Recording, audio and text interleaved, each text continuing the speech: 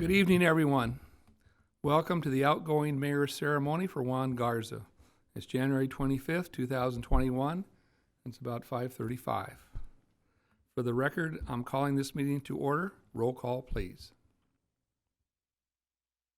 Councilmember Sanchez. Here. Mayor Pro Tem Dunton. Here. Councilmember Hamada. Here. Councilmember Sanchez. Here. Mayor Coops. Here.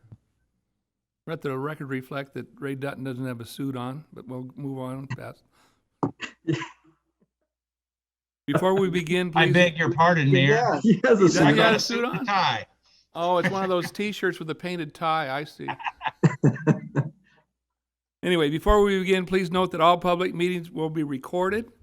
When a participant logs in via their computer or calls in to join the meeting, their name and phone number will be visible to all participants. Unless you are providing public comment, your audio will be muted and your video will be disabled. Persons wishing to be audience members to the meeting may do so anonymously. Anonymous participants, however, will not be recognized for public comment. Persons who seek to bypass the city's host controls will be dropped and blocked from the meeting, so thank you for your cooperation.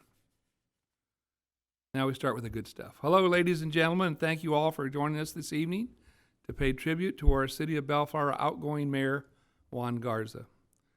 Tonight we will honor Mayor Garza for his numerous achievements and outstanding leadership during this past year. It has definitely been a year unlike any other, and Mayor Garza helped guide the City of Bellflower through the onset of a global pandemic with compassion, strength, and courage. To begin this ceremony, the invocation will be given by Juan Garza's good friend, Pastor Mike Larson, and the Pledge of Allegiance will be said by Juan's son, Benjamin Garza. Pastor Larson, please unmute your mic, and then you may begin. All right. Thank you for the honor of doing this. I appreciate it very much. Let us pray. Almighty God, I pray this evening for all who work and serve at the City of Bellflower. I pray that you'll unite them as one in a spirit of service and camaraderie.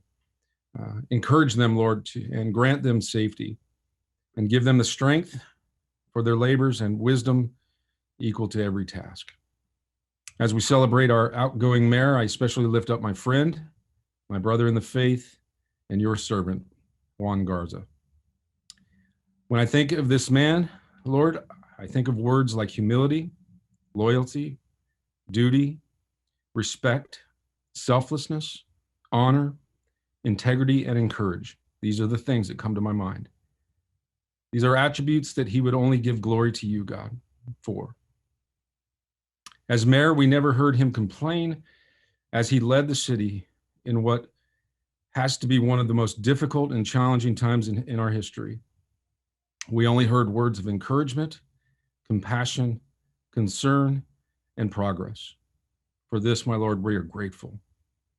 God, we ask that you go with Juan and his family as they continue to work and serve.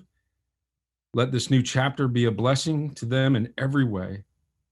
Please continue to give them the conviction to serve in a way that brings glory to you and good to others. And be with our incoming mayor, Dan Coops. God, endow him with every grace of leadership that he will need. Watch over him and his loved ones.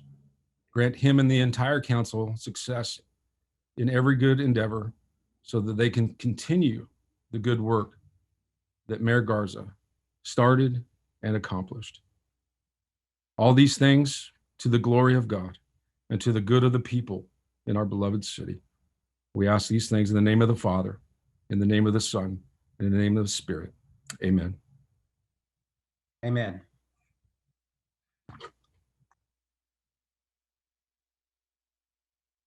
Thank you, Pastor Larson. Now, Benjamin Garza, please unmute your mic to recite the Pledge of Allegiance. We ask that all others please keep their mics on mute. Benjamin, you may begin. Oh, okay. I pledge allegiance. Oh, sorry. I'm sorry. Right hand over my heart.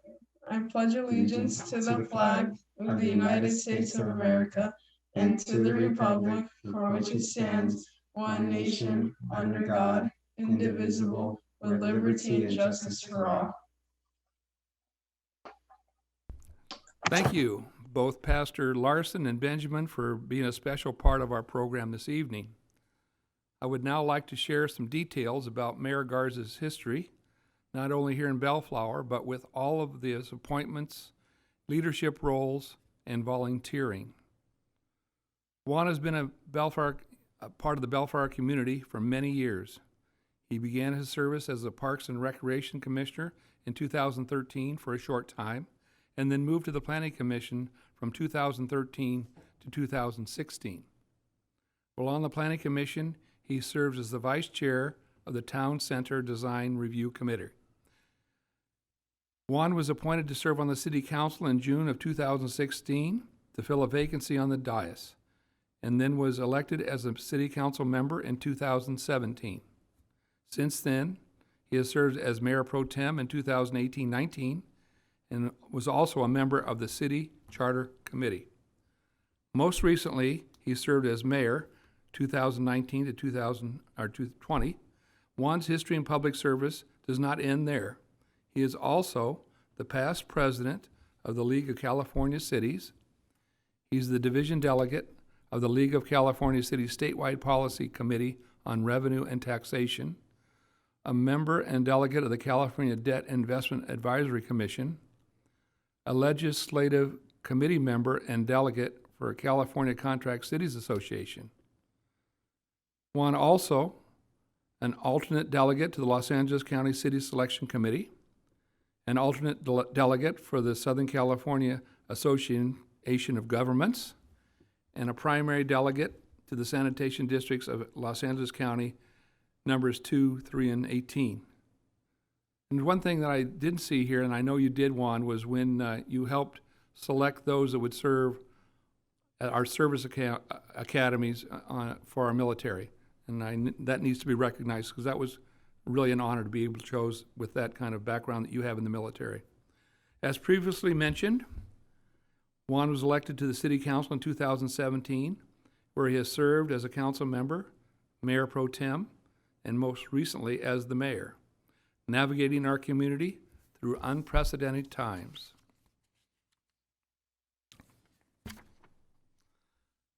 A little about Juan on a personal level. Juan is a dedicated family man and spends much of his time with his wife and 3 boys. He enjoys music, traveling, learning, sports, and volunteering. Juan is married to Myra, and they have 3 children, Juan, Benjamin, and Daniel.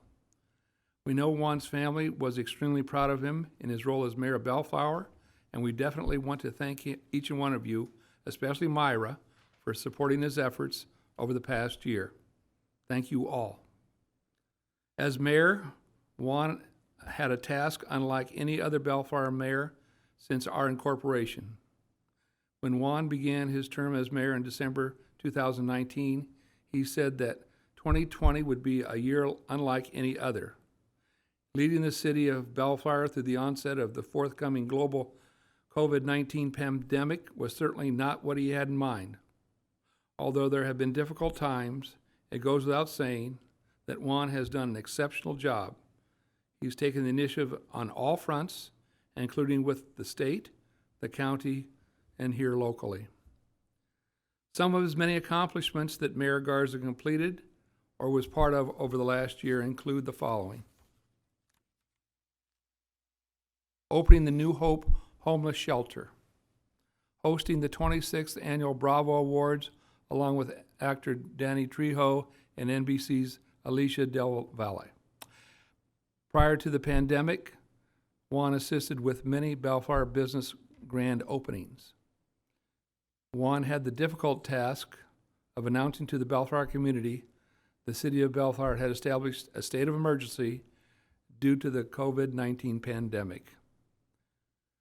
That was not quite a happy accomplishment, but rather an unsurmountable task that Mayor Garza did with grace and with courage, as constituents were scared and unsure of what was happening in the world around them. Juan also took the lead as city staff began to transition to online services and meetings and develop new programs for Bellflower residents.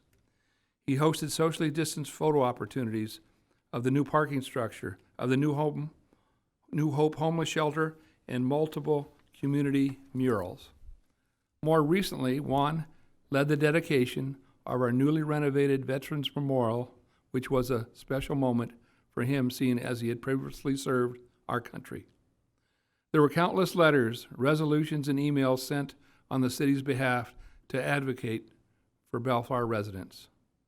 The creation of the new online programs, senior wellness checks, holiday giveaways, and more were all done under Mayor Garza's watch. This past year, Juan saw the importance of continuing to build a strong relationship with the Bellflower community firsthand. Juan hosted Bellflower's annual State of the City presentation and Christmas tree lighting ceremony virtually. He also recorded informational videos for the community and new programs and specialized opportunities in the COVID-19 pandemic. Believe it or not, this is just a short list of Juan's many accomplishments as mayor. It was a year like no other under his watch. Now at this time, we'd like to salute his success with a brief video tribute from some of his friends and family. So please keep your cameras and microphones on mute and enjoy the tribute video. Please show the video.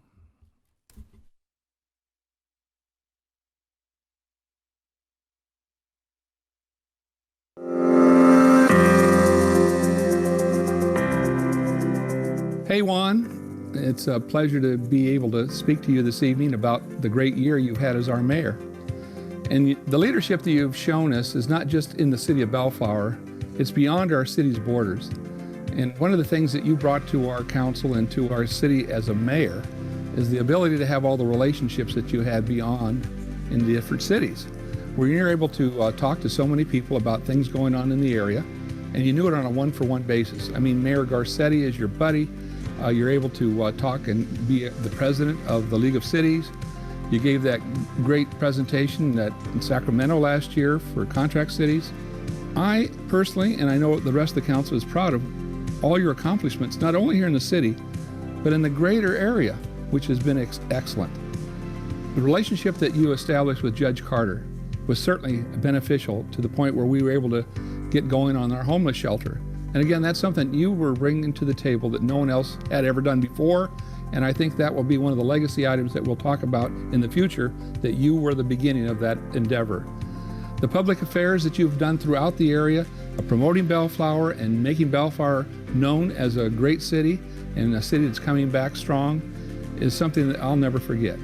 It's just been a real pleasure to be able to serve with you.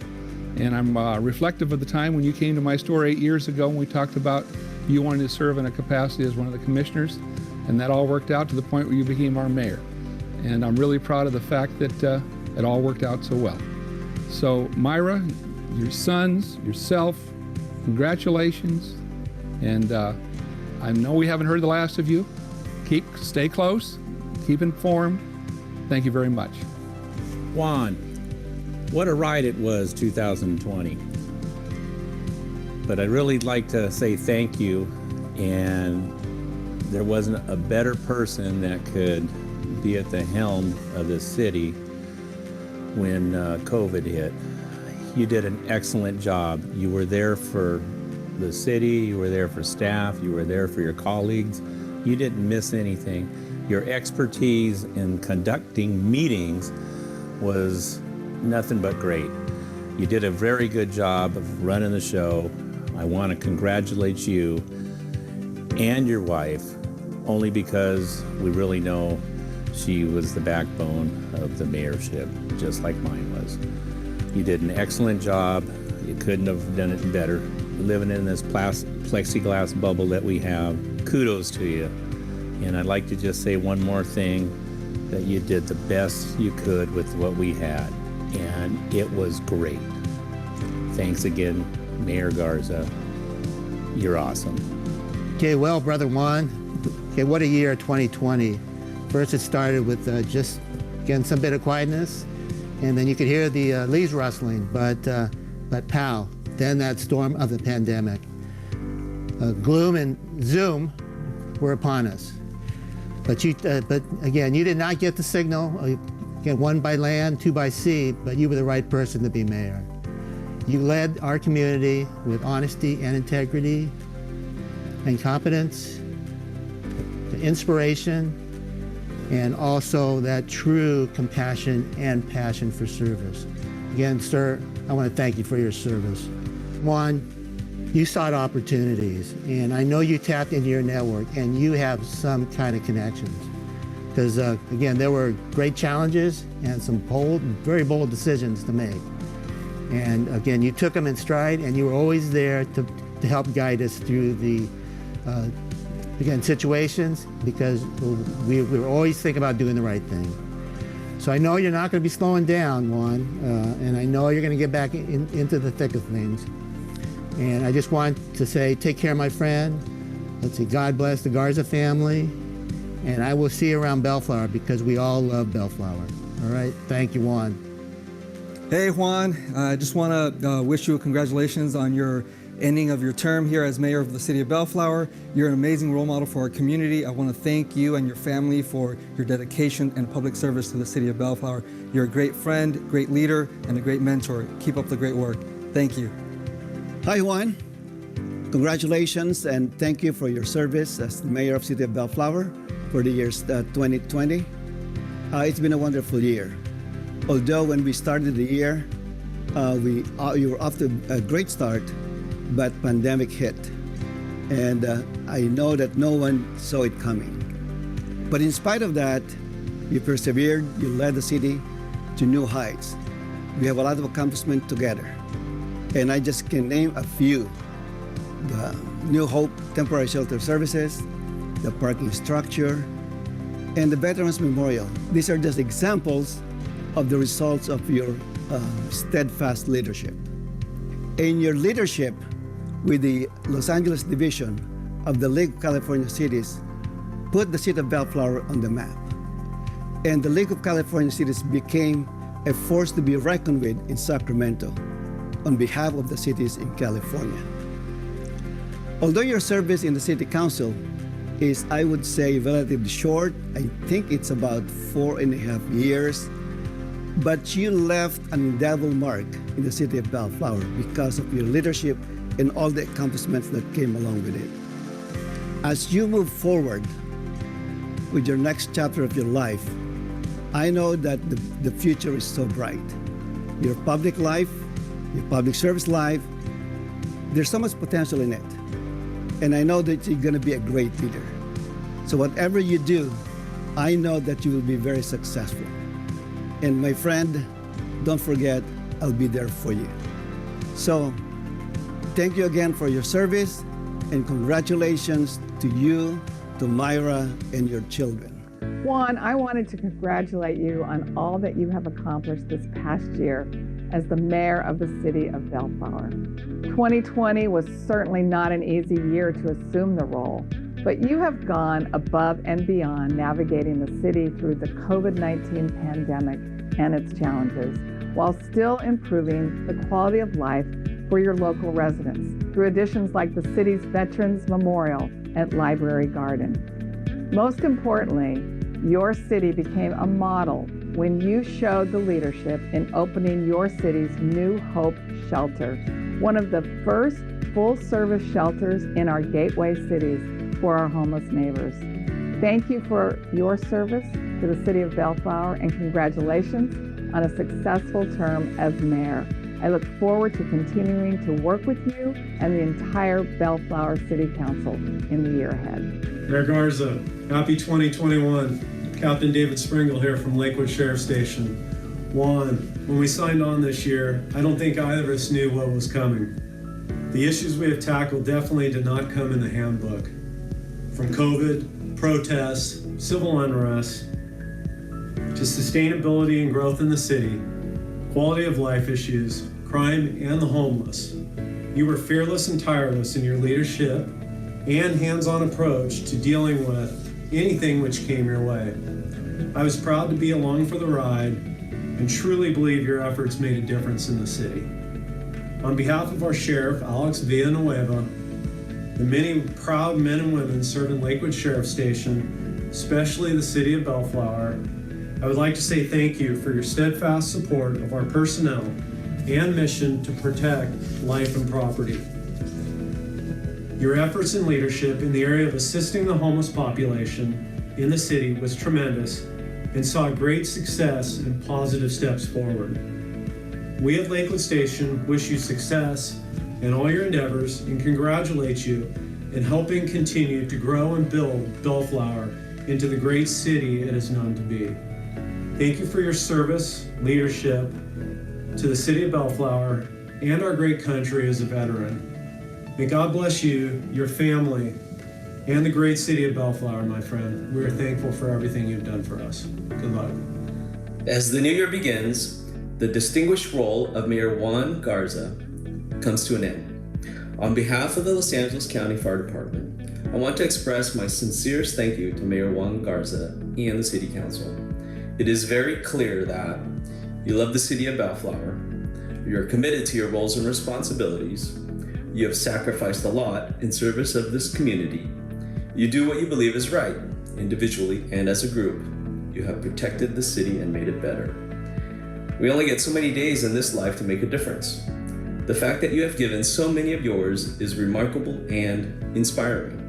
It's a lot of work, and I'm sure you don't do it for the money or recognition. You will be missed, and you deserve a well-earned break after this tumultuous year. Thank you for your tireless commitment to public service, and finally, thank you for supporting the partnership with the Los Angeles County Fire Department. Hello, Juan. Larry Wehage, President of the Chamber of Commerce, coming to you from the rooftop of the parking structure on Bellflower Boulevard. In the background, you can see the main event center, one of the great things that's come about the last few years within the city. I just want to congratulate you on a very successful term as mayor and as member of the City Council. I fully expect to see you around town, and I fully expect that you will do well throughout your career in whatever your endeavors are. Be safe, my friend. We'll see you around town. Hello, my love. We are gathered here today to let you know we are immensely proud of you and all you have accomplished in these last 4 years. From being the first Latino mayor in Bellflower's history to inaugurating a beautiful Veterans Memorial that honors our city's veterans. Your leadership would guide our city through an unprecedented time in history so that Bellflower remains strong. As you close this chapter of your life, our sons and I want to thank you for working together with your colleagues and staff to ensure our family, as well as current and future Bellflorians, are proud to live in our city. Our family is blessed to have you in our lives, as are future generations of Garzas who will be able to follow in your footsteps if they wish to do so. Thank you for everything you do and continue to do as a father, husband, and leader. We love you. Love you, Dad. Thank you. Thanks. Mayor Garza, on behalf of the City Council, city staff, and the citizens of our community, we congratulate you on an excellent and successful year as our 62nd mayor of our great city. These next presentations are tokens of our gratitude as we congratulate you in your past year as mayor. I'd like to present to you with your gavel and plaque with the inscription, which reads, Mayor Juan Garza, in recognition of your dedicated leadership and commitment to improving the quality of life in the city of Bellflower during historical, difficult, and challenging times, and it's dated 2019-2020. Thank you very much. Mayor Garza, thank you for your unwavering commitment and successful contributions for the good of all citizens of Bellflower. I'd like to present you with your past mayor pin in recognition of the great job you did. Thanks again. Mayor Garza, again, as difficult as this past year was, you have so much to be proud of. And I would like to present you with your scrapbook that highlights your year. It's an awesome book. Mayor Garza, I would like to present you with a caricature that will serve as a reminder of the many hours you spent at the council chamber dais. Thank you. God bless. I, Juan, I'd like to present to you with this flag case with inscription says, presented to Juan Garza, Mayor, City of Bellflower, 2019-2020. This American flag was flown over the Bellflower Veterans Memorial on November 11 to commemorate the project's dedication. On the other hand, the City of Bellflower flag was flown over Bellflower City Hall, which was flown on a very special day, December 14, 2020, to commemorate your final day as Mayor of the City of Bellflower. Thank you, Juan. Thank you to the organizations in surrounding cities that recognize Mayor Garza with certificates and presentations.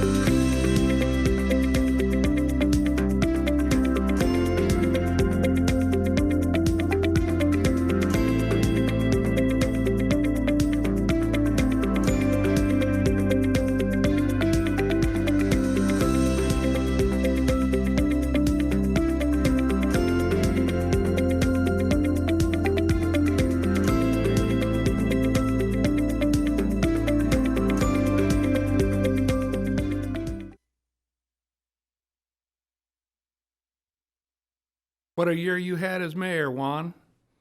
I know serving as our mayor was a great honor for you, as it was for all of us. And you really did an amazing job leading the city council. Thank you so much for all your work. Now I'll give those in attendance an opportunity to say a few words. If you'd like to speak, please use the raised hand feature. If by computer, it appears under the Participants tab. If by phone app, it will appear under the More button at the bottom right-hand corner. Or if by telephone, press the number 9 to raise your hand. You'll be called upon in the order received.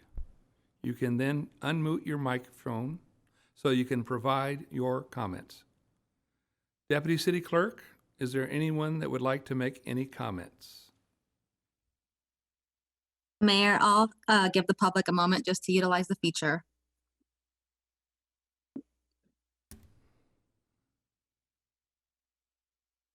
I have a person with the title of iPhone wishing to present comment. You'll need to identify yourself prior to presenting comment. Yes, hi, I'm Laura Sanchez Ramirez with the Bellflower Unified School District Board President. And I'd like to say that, Juan, I've met you back when we worked together with Pathways Volunteer Hospice. That's how I know that he's phenomenal in volunteering and helping the community. I'm really proud of you, and I'm proud to call you my friend. And on behalf of the Board of Education, I want to say thank you for all that you've done. And I know that you care about our kids as well. You've done so many things. Also, look, everybody saw all the things that you do.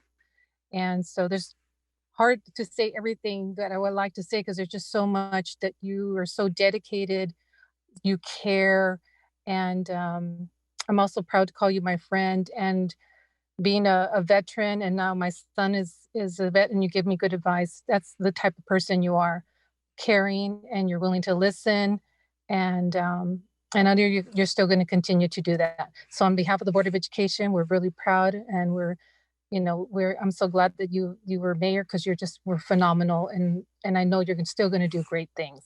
Thank you.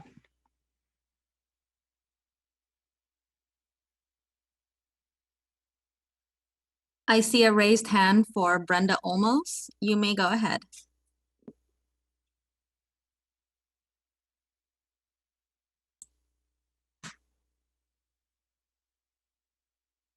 Can you hear me okay? Perfect. Good evening, everybody. This is Vice Mayor Olmos from the city of Paramount. Juan, my friend, I just really wanted to take this time to congratulate you on your accomplishments, and just wish you the best of luck in your future endeavors. I truly, truly admire your eagerness and commitment to serve your beautiful city, and can truly say your tenure as a council member and mayor for the city of Bellflower is truly admirable. On a personal note, I would like to thank you for always taking the time to offer words of wisdom and helping me grow into the leader I am today. I remember when I first met you while we were both serving on the Pathways Board of Directors, and I was truly in awe for your passion towards public service and your natural leadership abilities. Serving alongside you was a true pleasure, my friend. Thank you for all that you have done for your community, and thank you for your guidance and mentorship.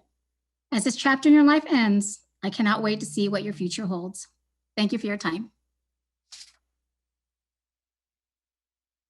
I see a raised hand for Linda Johnson.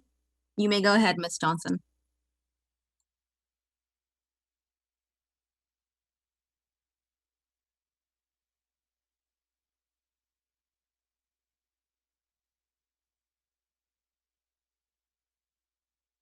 Hi, can you hear me? Yes. Juan, on behalf of Los Angeles County Supervisor Janice Hahn, we would like to congratulate you on your year as mayor for the city of Bellflower and for your 4 years as council member serving your residents. I know personally that you have worked closely with our office on many issues, but not just that, but also trying to find solutions. So we're very grateful to have created that partnership with you, and we hope it will continue. I'm sure it will in the other endeavors that you will be moving forward on. But again, thank you, my friend. Thank you for your wisdom, and thank you for your leadership. God bless you.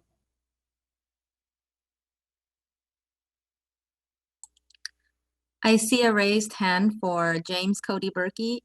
You may go ahead, Mr. Berkey.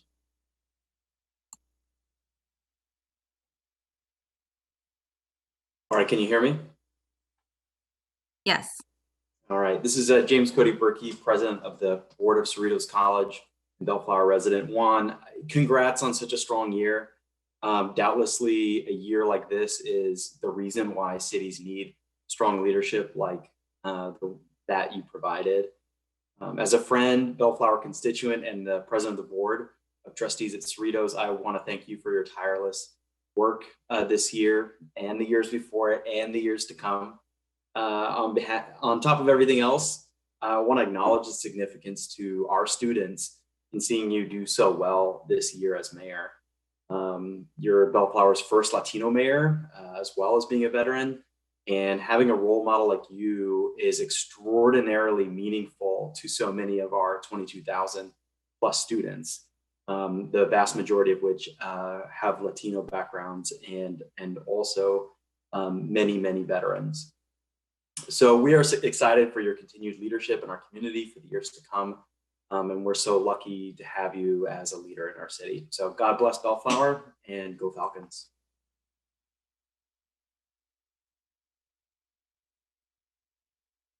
I see a raised hand for Blanca Pacheco. You may go ahead, Ms. Pacheco. Hello, everyone. My name is Blanca Pacheco, Mayor Pro Tem for the City of Downey. And I had the pleasure of knowing Juan when he's on council, and also as the president for the League of the LA Division. And we both served on the board, and he was president while I was vice president. And Juan was just that kind of person who was determined and had so much passion, so much energy, and always enjoyed helping others. And from you, Juan, I learned so much. You've helped so many people. And whenever I needed advice about anything, I knew you were the person I should go to. So thank you for your leadership. Thank you for everything that you've done for Bellflower and for other elected officials who I know care so much about you. You're truly amazing. So thank you again. Thank you so much for your friendship. I know you will continue doing great things.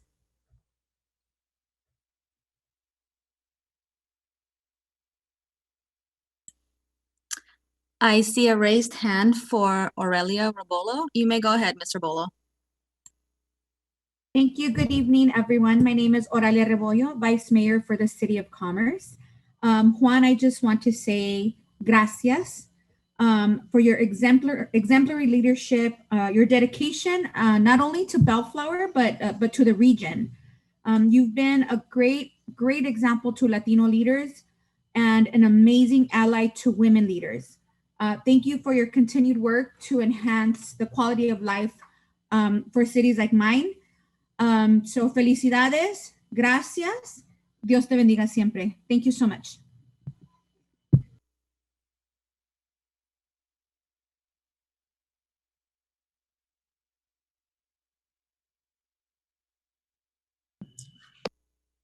I see a raised hand for Ali Saleh of City of Bell. You may go ahead. Good evening, everyone. My name is Ali Saleh, Mayor of the City of Bell.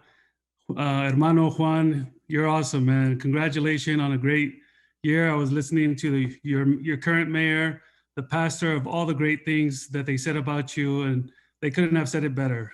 You're a great leader. You're a mentor. You've been there for, the whole region, as they've said. Bellflower is lucky to have you. Your future is bright. Keep pushing strong, and congratulations. Thank you.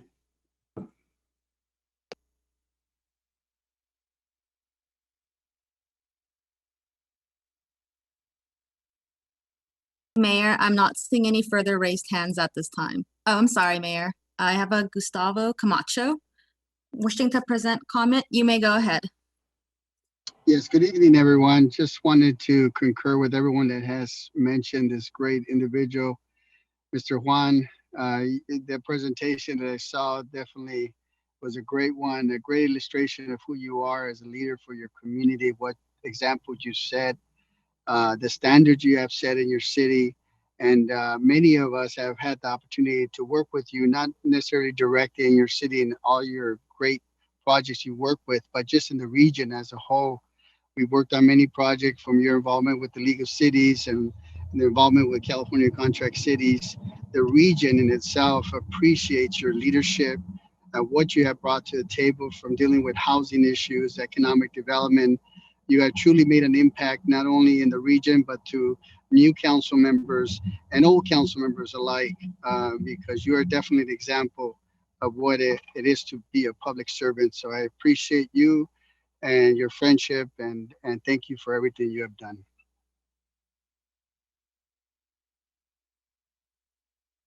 I see a raised hand for Fred Taylor. You may go ahead, Mr. Taylor.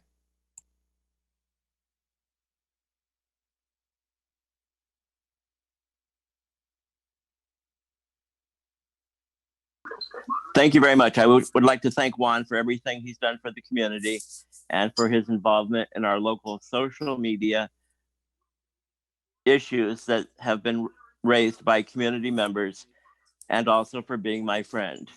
Thank you so much.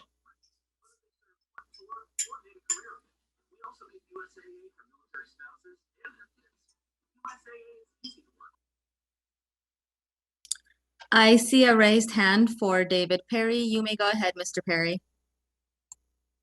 Hello, Juan, David Perry, and Sandra. We want to thank you for all the service you did for this city. I know there was many hours, and your devotion was absolutely fantastic. I thank you again for your service and for being a friend, and I think Sandra wants to say a few words.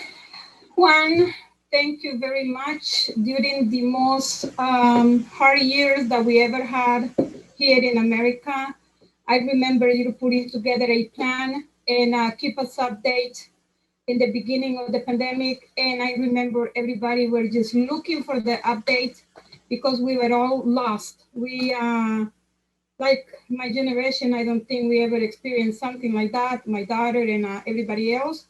So I was missing your update right after everything started getting together. But yes, you left a great legacy.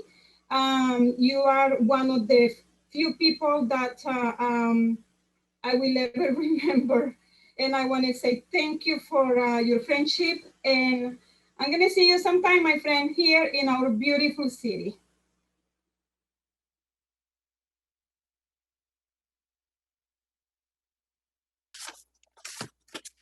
I see a raised hand for Chad Oberly. You may go ahead, Mr. Oberly. Hey, Juan, it's Chad from Assemblymember Garcia's office. We're sad to see you go. You got so much done, and we're proud of you. Always remember when I first got this job almost 4 years ago now, how welcoming you were. You were the first person I went and got a coffee with. So yeah, just personally sad to see you go, but I know you have so much more to offer in the future. And on behalf of the Assemblywoman, we wish you all the best as you continue your journey and the next chapter in public service. Thanks again. I see a raised hand for Carmen Gonzalez. You may go ahead, Ms. Gonzalez.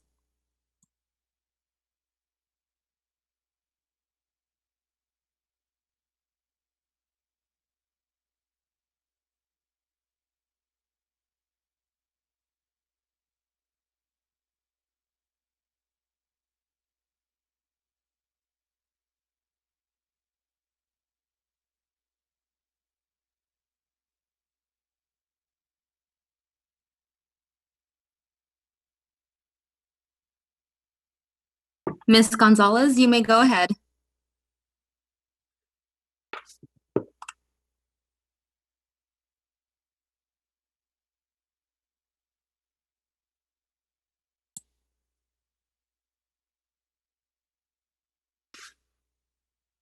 You'll need to unmute Ms. Gonzalez. I'll go ahead to the next speaker. I see a raised hand from Mike Larson. You may go ahead, Mr. Larson. Juan, God bless you, brother. Just on behalf, I sit on the board, Secretary Treasurer of Kingdom Causes. And so on behalf of Kingdom Causes Bellflower, we want to thank you for your accomplishments with New Hope and addressing the homelessness issue in Bellflower, which was a very hot topic in the last couple of years. And you adopted the orders to take care of it as mayor. And so we're really appreciative of that. And then I'm the outgoing president of Bellflower Ministerial Association, and we were able to serve you at the mayor's first ever virtual mayor's prayer breakfast.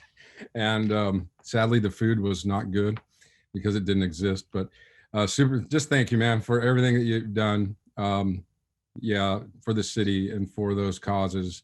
And I thank you for our friendship, man. God bless you.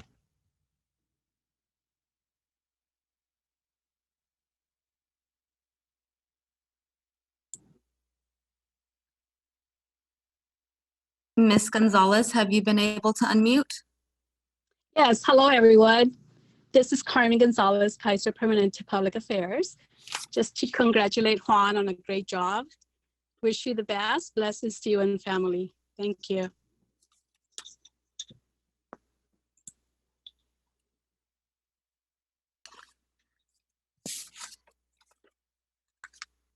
Mayor, I'll give the public just a couple more moments to utilize the feature.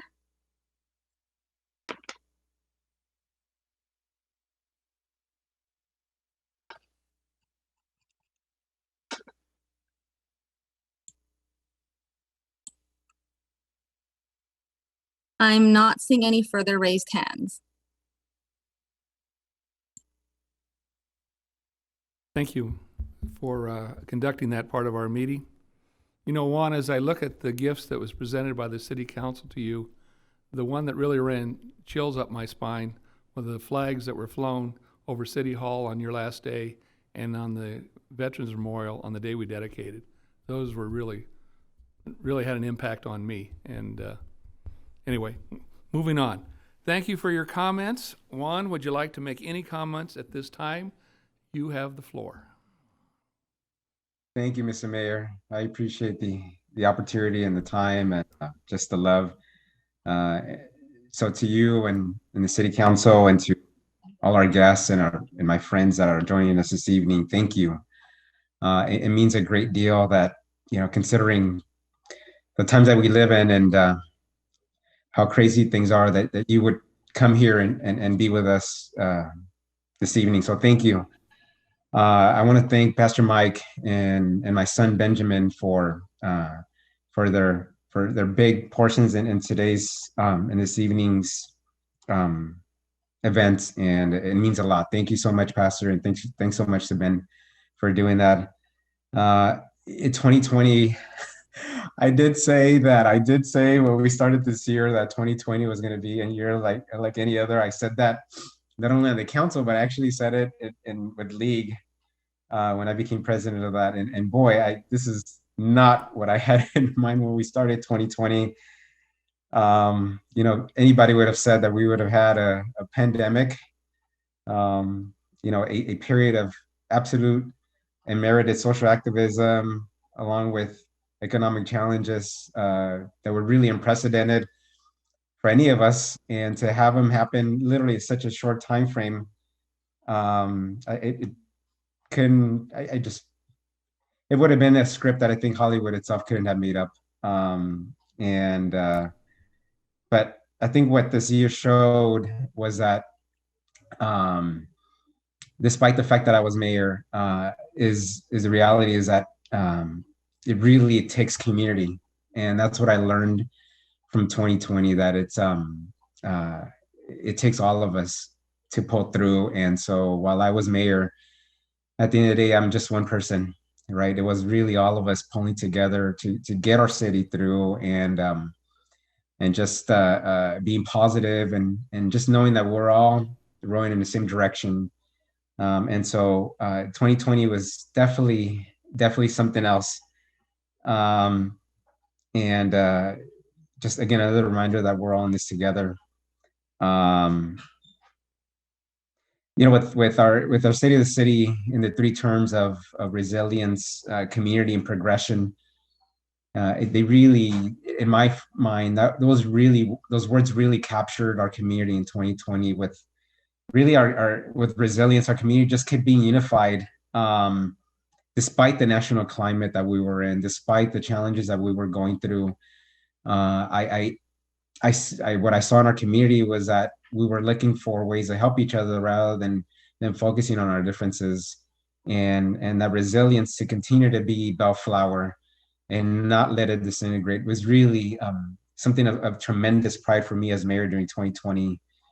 Our community supporting each other through the pandemic, with my good friend, Ray Hamada, out there, with Victor Sanchez being out there, our fellow Kiwanians and others and other social clubs in our city, service clubs in our city, that were just stepping up every single day to feed our children, to feed our community, and really just looking for a way to make things happen rather than an excuse as to why things couldn't happen. It was just beautiful to see the community coming together, the community supporting the creation of our shelter in our city, despite the understandable reservations that the community had in the beginning. Really was something that just leaves me in awe. And when I share the story with others outside our city of how much the community supports it, of helping our own, and again, demonstrating community, is just really just inspiring, and a reflection of really how much community is there, despite, again, the national rhetoric. Again, communities coming together to support our businesses, our small businesses in our city, shopping local, it's amazing and tremendous. Of our city council giving grants to our businesses to support them in their time of need. And not only our businesses, but our residents in the form of food, in the form of rental assistance and housing assistance. Again, it's just a reflection of community and how special community is here in Bellflower. And then our progression that despite the fact that, 2020 could have made an excellent excuse for any of us to just have stopped and given up, but we didn't. We kept moving forward. And, we created our shelter in 5 months, which is just amazing. We didn't look for a way to slow that project down. We looked for a way to make it happen faster because we knew that there were people in our community that needed that help. So seeing that progression, seeing our parking structure, that again, many in our community questioned as to why we would build a parking structure in the middle of a recession. But nonetheless, it's an investment into our future. And it's a beautiful facility. And again, it's a reflection of that we as Bellflower are betting and know that we are going to have businesses return and that we're going to be there ready to service them and support them when the time is ready.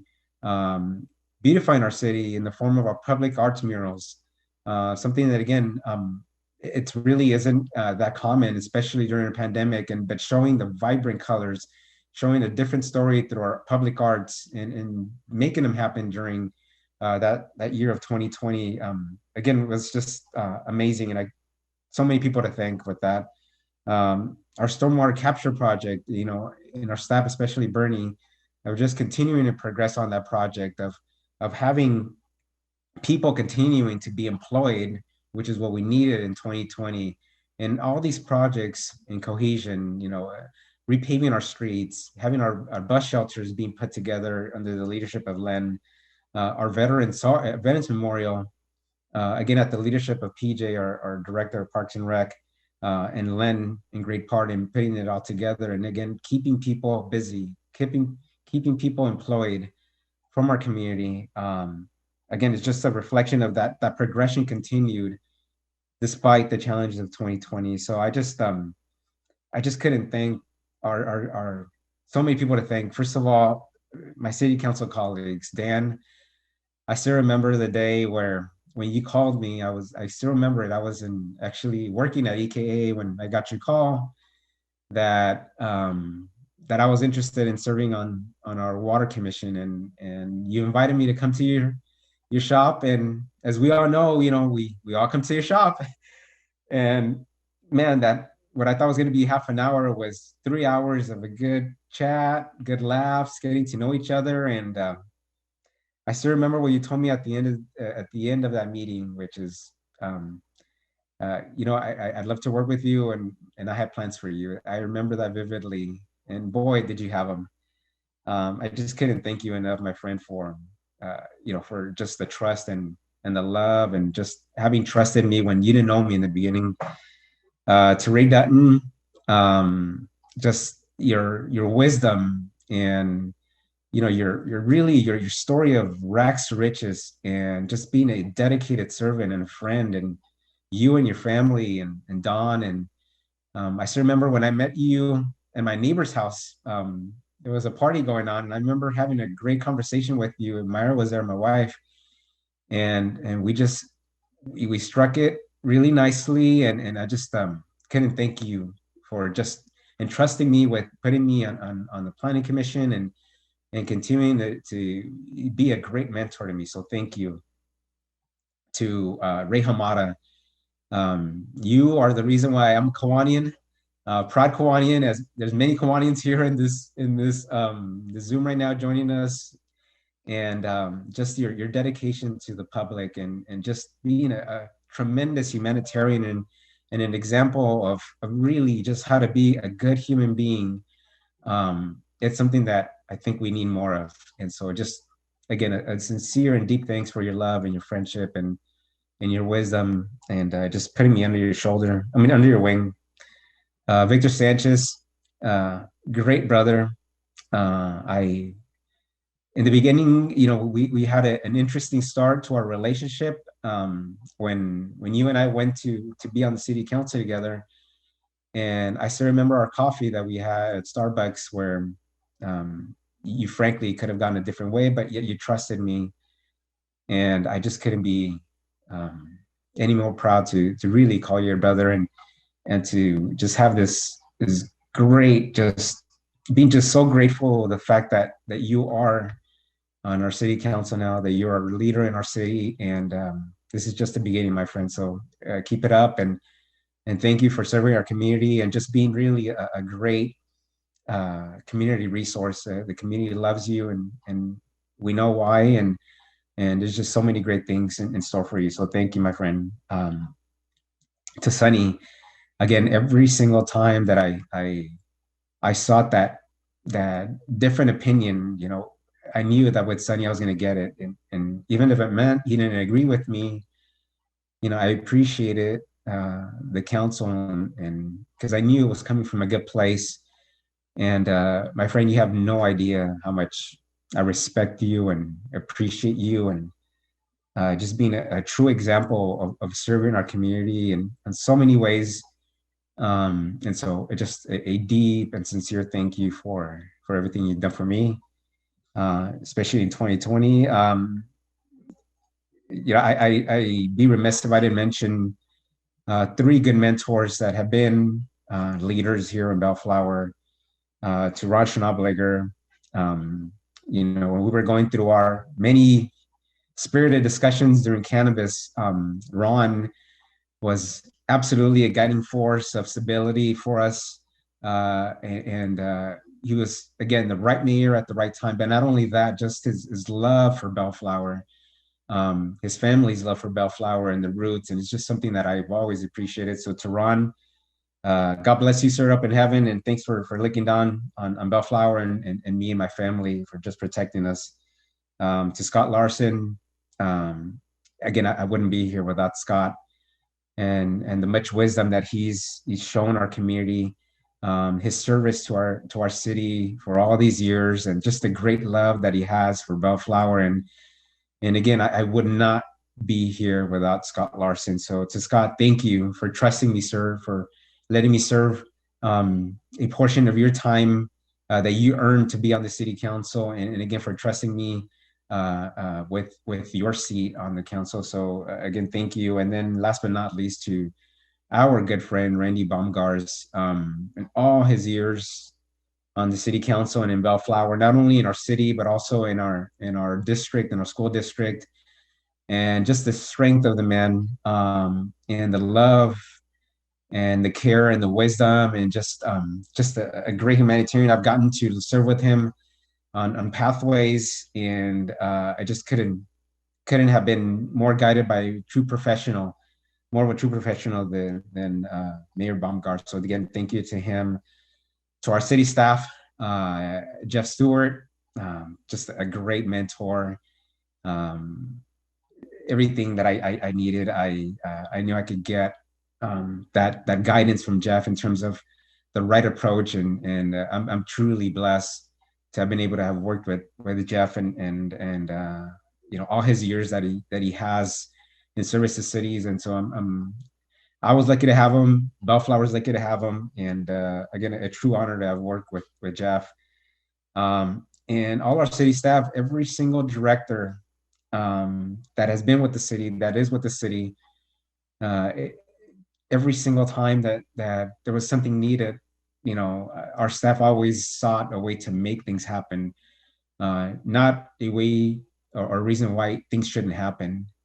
Despite some of my crazy ideas, like the homeless shelter, which again, in hindsight, was just something that's just so different. And staff found a way to make it happen. That's just one example. There's so many examples, and no disrespect to my friends and colleagues from other cities, but Bellflower does truly have the best city staff.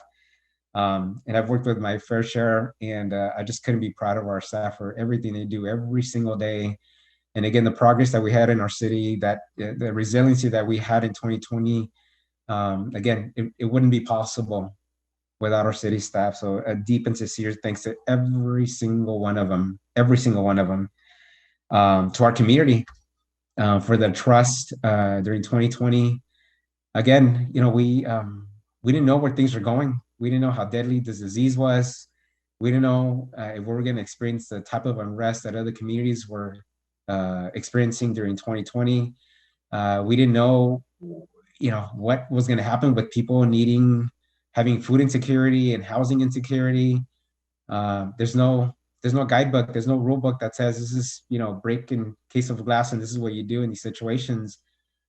And yet the community trusted us. And I just really couldn't thank them more for the trust in my colleagues and our city staff and in myself as mayor during 2020. I especially want to thank Fred Taylor and Sandra Espinoza and Esty Rico Jones for really being an additional conduit for us sharing important resources with the community. The social media platforms that they host were instrumental and invaluable in us as a city and me as a mayor getting our word out to pacify our community, to reassure our community that despite the uncertainty of 2020, that they had leadership, that we had a vision, that we had the determination to pull them ahead and to ensure that we were taking care of them. And again, the efforts of our staff, but also of these three individuals especially, we couldn't have had the type of unity that we had the way we did in Bellflower without them. So a deep and sincere thank you to them.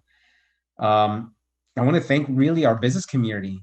They could have pulled up their stakes and left. And if anything, during 2020, we kept having developers that kept being interested in our city, that wanted to invest and continue to invest, and to have that type of trust and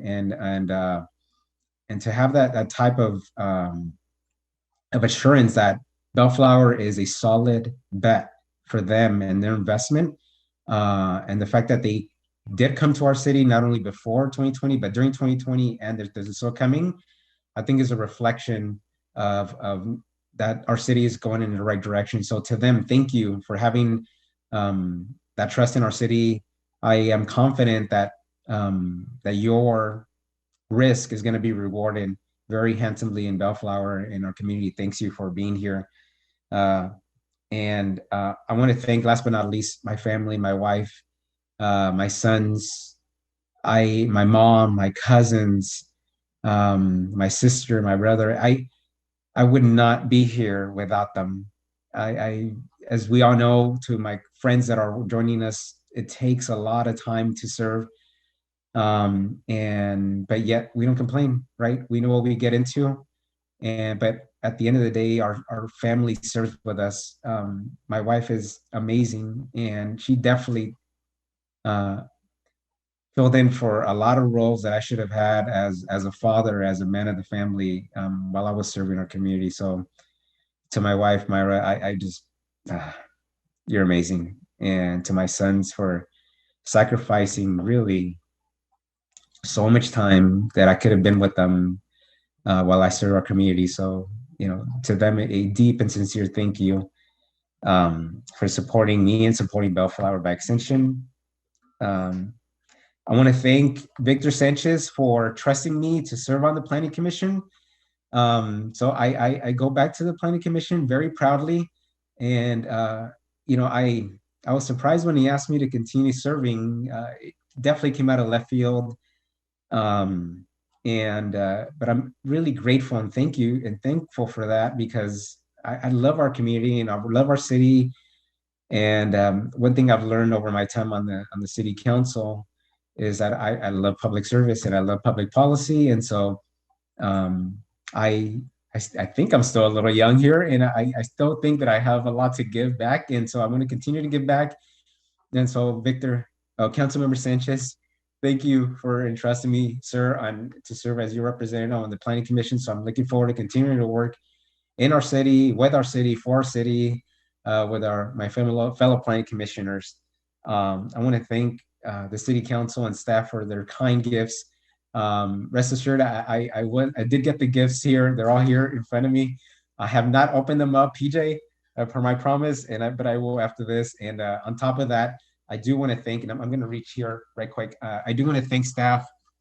One of the things that they did is it's tradition in our city that our staff in our city council colleagues always give a set of flowers to the First Lady of the city for supporting the mayor during the year of service. And so these beautiful flowers here were delivered for my wife. And so my wife is here and I'll be providing to her. So to my friends, that are city council, to our city staff, a deep and sincere thank you for this. And Dan, I agree, or Mayor Coops, I'm sorry, I do agree. It hit me really hard when I saw that flag display, and I can't wait to open it up and see it. And really, truly a tremendous honor to have served and led our city during 2020. I'm very grateful and very honored. I will never forget it. And Bellflower, our future is bright.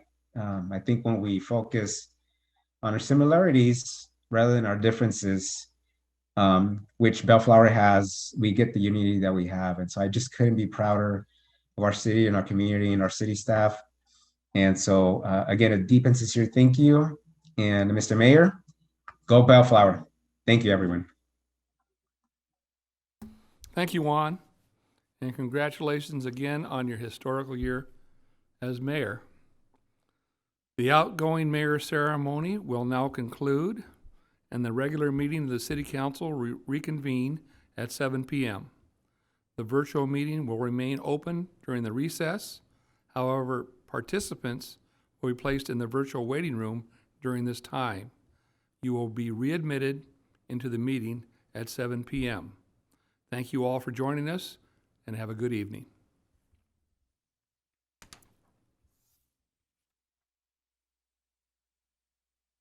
Good evening. This is the regular meeting of the Bellflower City Council and Bellflower Financing Authority.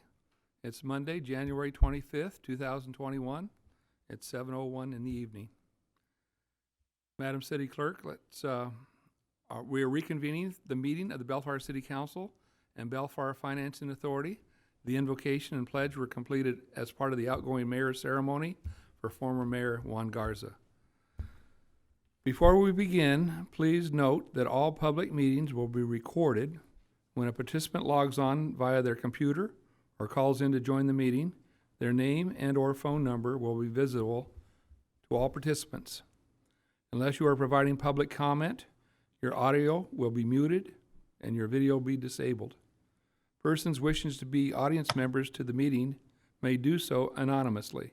Anonymous participants, however, will not be recognized for their public comment.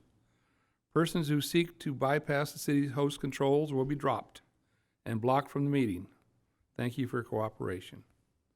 Madam City Clerk, roll call, please. Councilmember Sanchez. Here. Mayor Pro Tem Dunton.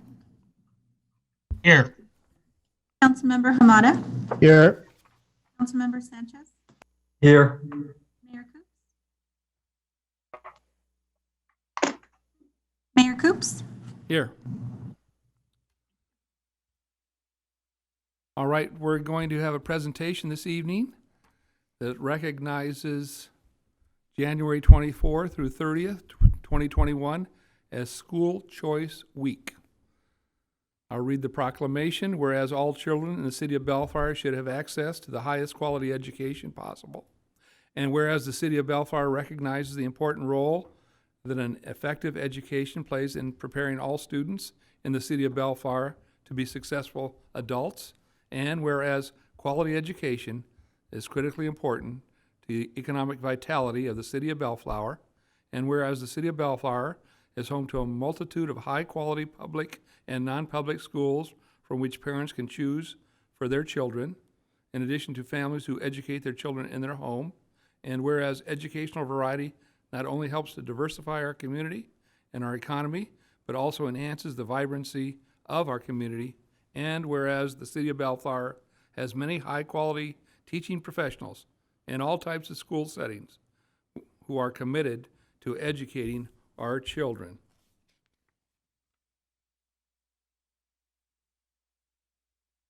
And whereas School Choice Week is celebrated across the country by millions of students, parents, educators, schools, and organizations to raise awareness of the need for effective educational options. Therefore, I, Dan Coops, Mayor of the City of Bellflower, do hereby proclaim January 24th through January 30th, 2021 as the City of Bellflower's School Choice Week. And I call this observance to the attention of all of our citizens. Proclamation signed by myself, Mayor Dan Coops, Mayor Pro Tem Ray Dutton, Councilmember Raymond Y. Hamada, Councilmember Victor A. Sanchez, and Councilmember Sonny R. Santa Ines. So that's our proclamation, and I'm proud to give it. Many of us, almost all of us of the City Council are products of our local Bellflower Unified School District. All right, moving on. I'm going to start with my announcement. COVID-19 vaccine now open for phase 1, and residents 65 years old. Los Angeles County residents who are 65 years old and older can now register for COVID-19 vaccination appointments. Residents in this high priority age group should visit vaccinatelacounty.com to schedule their appointments, which will begin Wednesday, January 20th. Residents who don't have a computer access may call the number 833 area code 540-0473 between 8 a.m. and 8:30 p.m. for assistance with reservations. The vaccine supply is still extremely limited, and Los Angeles County continues to urge patients as they work urgently with federal and state partners to expand capacity and supply in the weeks ahead. Mayor Pro Tem Ray Dutton, your report, please. Thank you, Mayor Coops. The City of Bellflower is investing in helping the business community survive and also thrive during this pandemic. We have partnered with a company called Gift Bar to create a custom website for our residents to purchase digital gift cards. Merchants can sign up for free to participate, and to kick off the new program, the city has discounted gift cards that are available. For example, you can purchase a $50 gift card from the Bellflower business and pay only $40.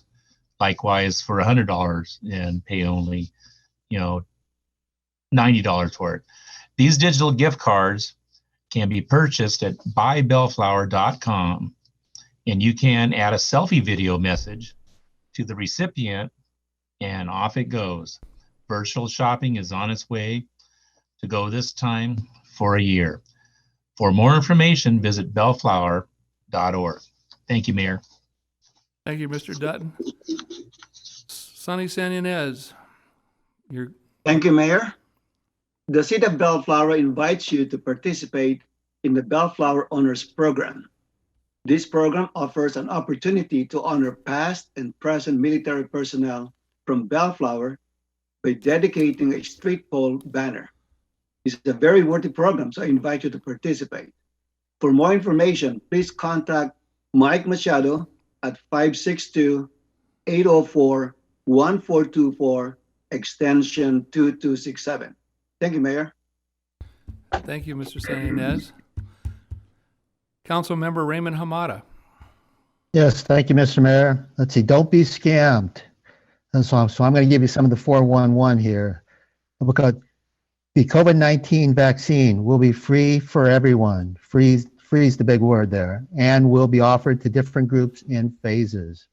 Please talk to your doctor or sign up for email updates to find out when the vaccine will be available to you.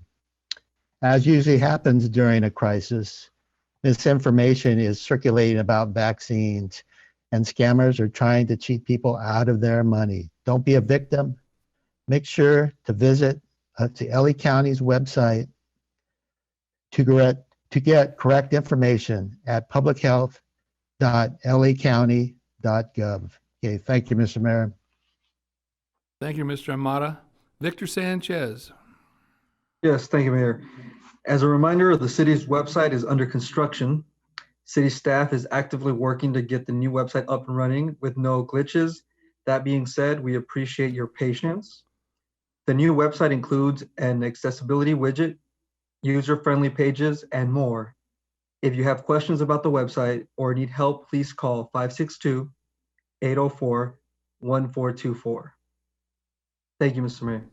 Thank you, Mr. Sanchez. Victor, are you always the last one to read? It rotates. It just seems like I want to make sure and move you up. But it does rotate. I've just been instructed. Anyway, moving on. Item 9, public comments. Mr. Stewart. This is the time set aside for the public to address the city council on matters not listed on the agenda. Those wishing to speak on an agenda item must utilize one of the methods listed on page 2 of the agenda. You will be given 3 minutes to address the city council. Attempts to provide comment at times not designated on the agenda may result in the city dropping you from the meeting. If you'd like to speak, please use the raised hand feature. If by computer, it appears under the Participants tab. If by phone app, it will appear under the More button at the bottom of the right-hand corner. Or, if by telephone, press 9 to raise your hand. You'll be called upon by the Deputy City Clerk in the order received. You can then unmute your microphone so that you can provide your comments.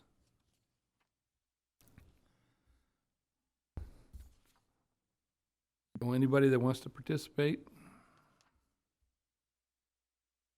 Mr. Mayor, if I could note for the record that we did receive one public comment ahead of the council meeting from Mr. Ken Letourneau, and that comment has been provided to the council and made available to the public and will be archived as part of the meeting record. Thank you, Madam City Clerk.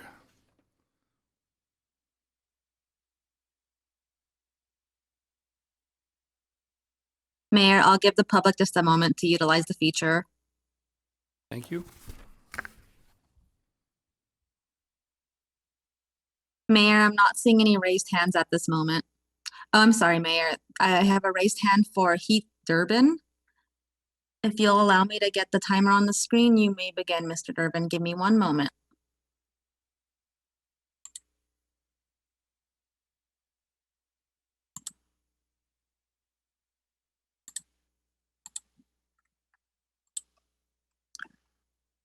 Okay, Mr. Durbin.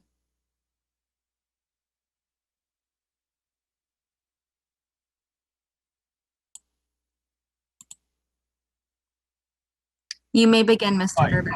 I started talking. I didn't realize that I had to hit on mute. So can you hear me now? Yes. Okay. So I was looking. I wanted to make a comment on an agenda item, but it says I have to notify you 24 hours in advance to do that. How do I do that? If I'm looking at the agenda now. Go ahead and make your comment. We're ready. Okay, so we're here to talk about the Sister City, Bellflower Sister City Committee that was formed in 1965, 1950s by the city of Bellflower and Las Mochis, Mexico. Mayor Clifford Brackenseek.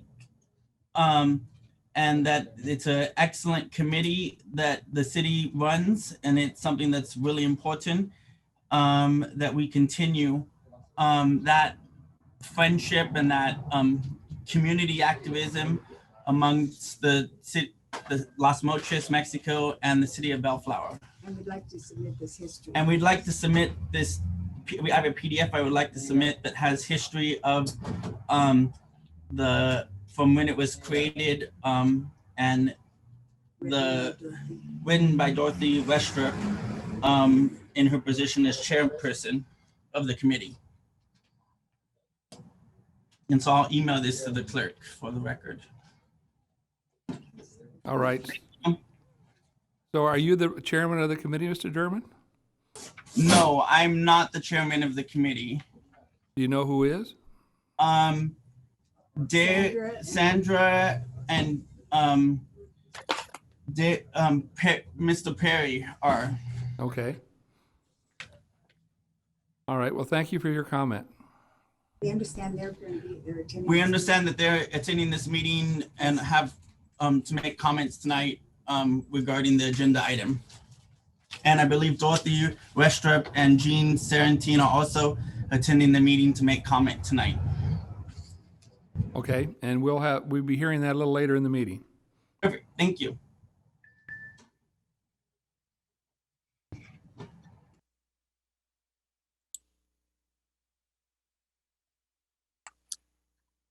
Mayor, I'm not seeing any further raised hands. All right, thank you, Madam City Clerk. Public hearings, we have none. Ordinance and resolutions for consideration, we have none.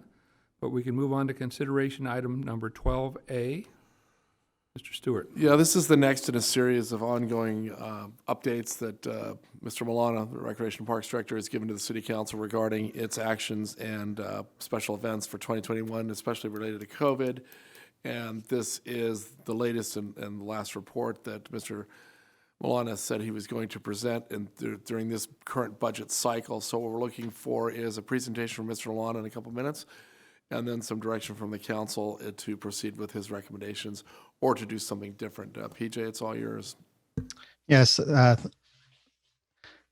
Thank you, Mr. Stewart. Good evening, Honorable Mayor and members of the council. Item 12A is for your consideration and possible action to provide staff direction related to city special events for 2021 and beyond as they relate to the COVID-19 pandemic. You'll recall beginning last March, staff continuously monitored restrictions and the fluctuating health orders throughout 2020, ultimately canceling all summer events and no public events were able to be hosted throughout the entire year. Staff was directed to bring all remaining events for the current budget cycle and beyond back to the City Council to be reviewed and evaluated this month. So here we are tonight. Unfortunately, the region is still significantly impacted by the pandemic, and special events and gatherings remain prohibited, and the city's still under the emergency orders as well. Staff has put forth a plan of action, though, to remain flexible and able to adapt when restrictions begin to ease. For step one of the plan of action, staff recommends canceling the 2021 Bravo ceremony and begin planning for bringing the event back in the spring of 2022. This course of action will allow the time needed to plan for the Bravo event. That event typically takes staff 7 months to plan, solicit nominees and sponsorships, and secure a keynote guest speaker. Staff will also plan to incorporate aspects of the Bravo event into the State of the City presentation for later this year.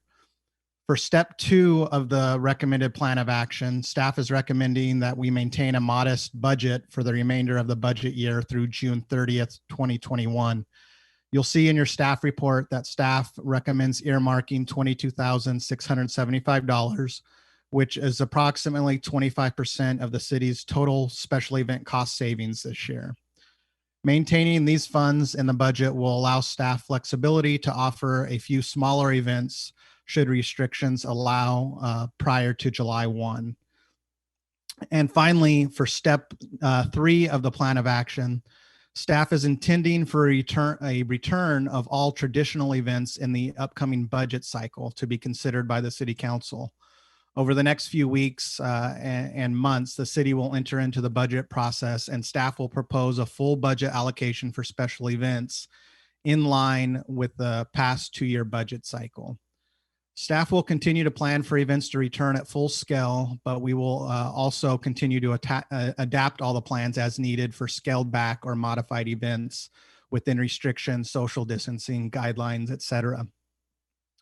To wrap up this report, staff's recommendation to City Council is to consider the proposed 2021 special events and beyond plan of action related to the COVID-19 pandemic and provide direction to staff for moving forward, or alternatively discuss and take other action related to this item. That concludes my report, and I'd be happy to answer any questions you may have.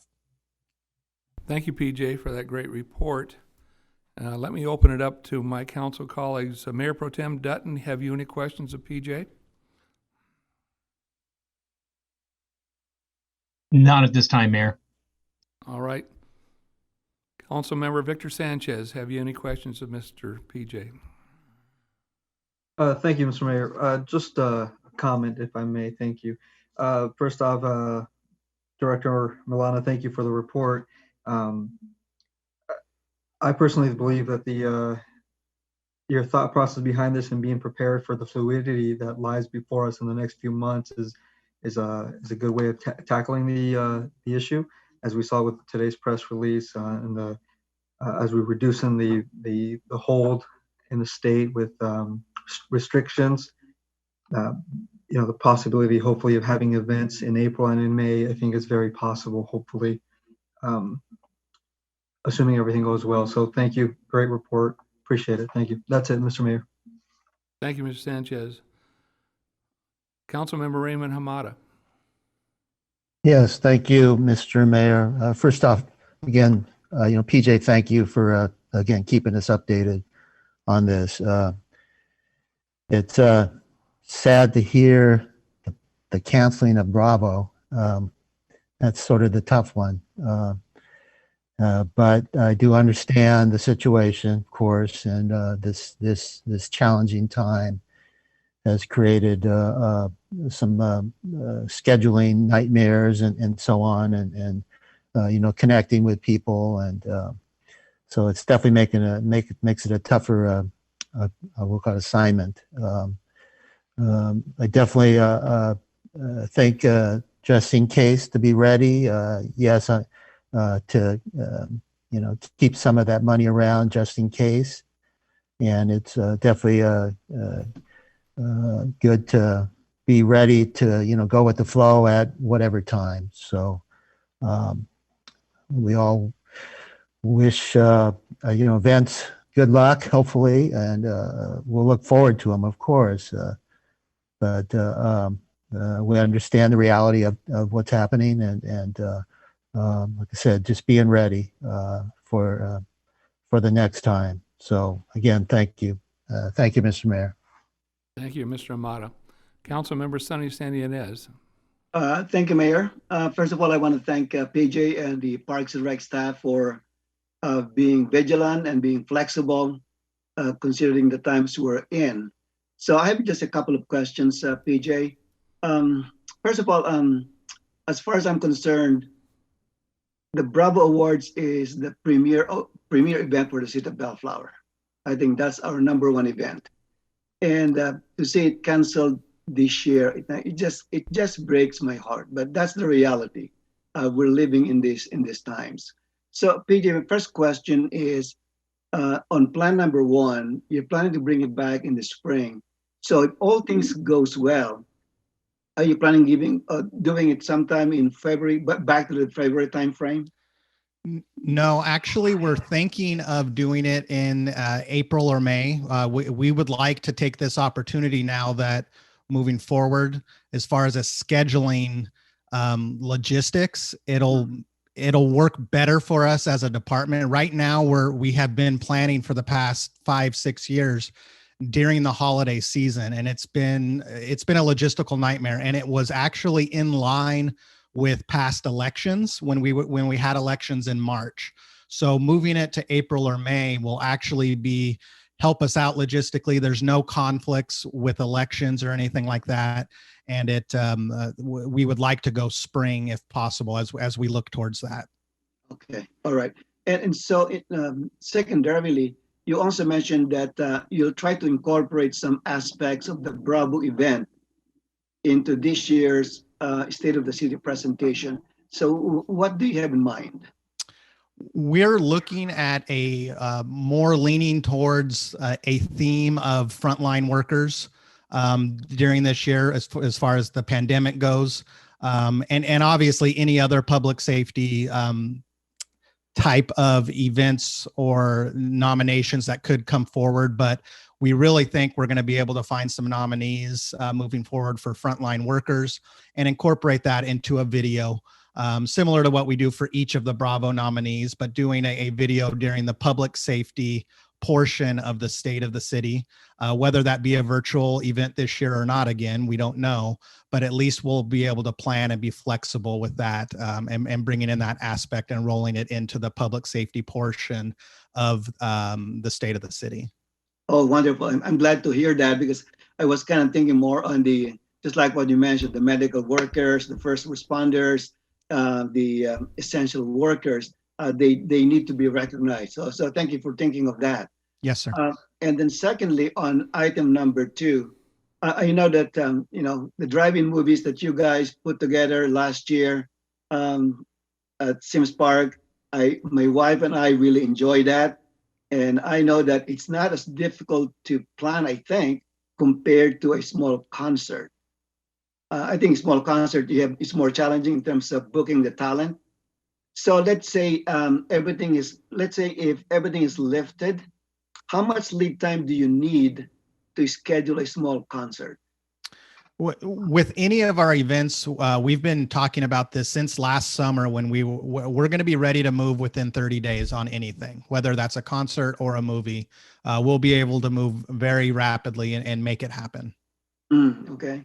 I'm hoping that the talents are hungry again to perform. So I think they'll jump into the bit in a bit and do perform in the city of Bellflower. Yeah, and a concert may not, if we do this before July 1, a concert may not be a full-blown street fest if open. It may be a smaller concert, maybe in Town Center Plaza, maybe in another portion, but we'll have flexibility and we'll be able to do it within 30 days. And talent will not be an issue because they are hungry to get back to work as well. Right, exactly. Yeah. Okay, very good. Thank you so much, PJ. Thank you, Mr. Mayor. Thank you, Mr. Ines. So I'd like to invite anybody from the public that would like to has any questions or offerings. So if Deputy Madam City Clerk, if you could open that possibility up. Yes, Mayor, I'll give the public a moment to utilize the feature.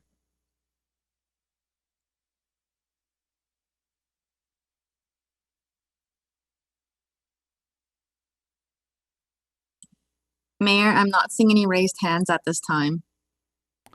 Oh, I'm sorry. I see a raised hand for Larry Wehage. Mr. Wehage, if you'd give me a moment to get the timer on the screen, you can go ahead. Give me one moment.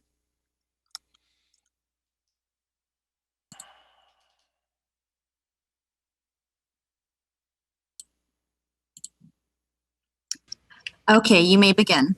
Thank you, Honorable Mayor, City Council, City staff, and members of Bellflower, the City of Bellflower. Listen, all I want to talk about is the car show.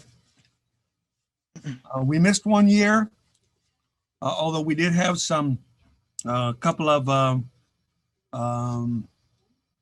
pop-up type of events that were a little bit like a car show, but what I'm interested in, and I'm just hoping that we can move on with this. I think it's going to happen this year.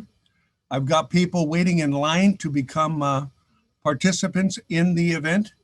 And I just want to say thank you to PJ and other members of the city staff to make it happen, if at all we can. Thank you. Thank you, Larry. We're all encouraged by what you're telling us, and we just have to wait to see how the health situation turns out.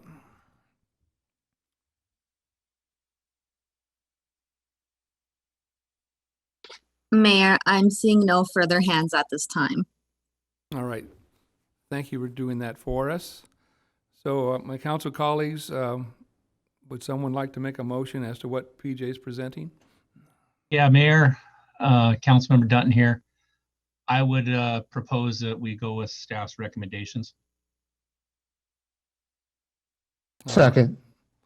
All right, so we have a Hamada. motion by Mayor Pro Tem Dunton, seconded by Councilman Raymond Hamada. Any further discussion? Roll call, please. Member Sanchez, Aye. Mayor Pro Tem Dunton, Aye. Councilmember Hamada, Aye.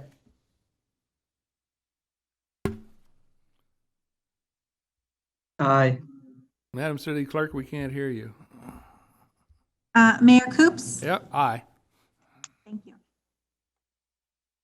All right, moving on to consideration 12B, Mr. Stewart. This is consideration of possible action to provide staff direction related to the Bellflower Sister City Committee.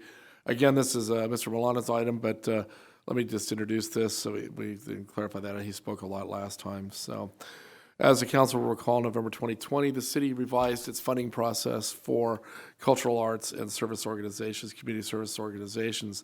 In that process, we discovered the Sister City Committee does not qualify as an organization that could be funded under the current criteria because it's not a formalized 501c3. In further digging, we found that the only authorization for that was the establishment of a formal Sister City Committee in 1965. It's pretty outdated. Our goal in this meeting tonight is to encourage the City Council to allow the City Attorney and staff to work with members of the Sister City Committee and to establish the organization as a public benefit nonprofit corporation.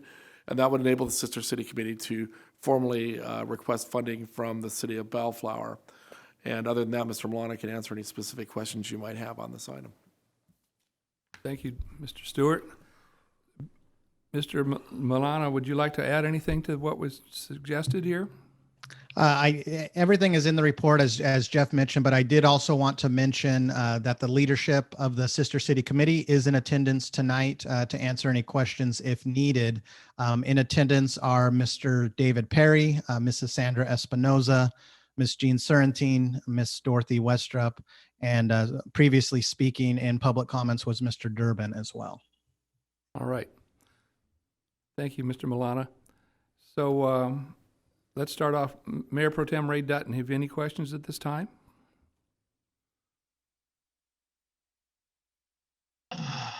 Yeah. I take it the reason we're hearing this because of the language in the original resolution in 1965 is not somewhat, but a lot antiquated. Correct. And that's what I took on it. Even the typing was a little antiquated in the original resolutions. But, and so our city attorney is recommending that we do something with this. If we continue it, we need to fix it. Is that correct? Yeah, we have to make this this organization to be a viable 501c3 public benefit operation in order to receive public funding. So it's not just an opinion by the city attorney, it's the law. And I think his opinion is we should follow it. All right. That's all my questions, Mayor. All right. Thank you, Mr. Dutton. Sonny Ines, any questions? Thank you, Mayor. Yeah, I just have a couple of questions. One is clarification. PJ, maybe you can clarify. I just read this part.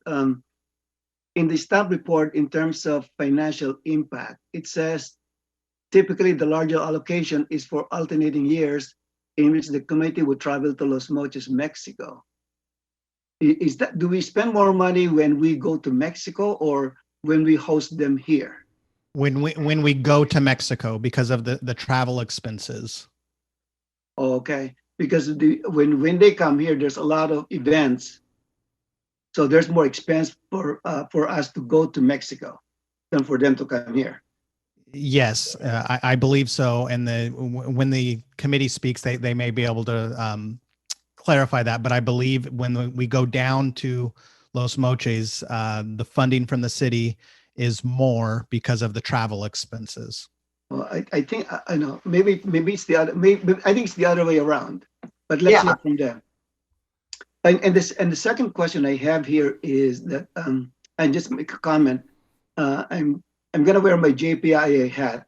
I think it's better for the city, for the Sister City Committee to be a different entity for liability exposure purposes, because right in the way it's structured, it's a committee of the city.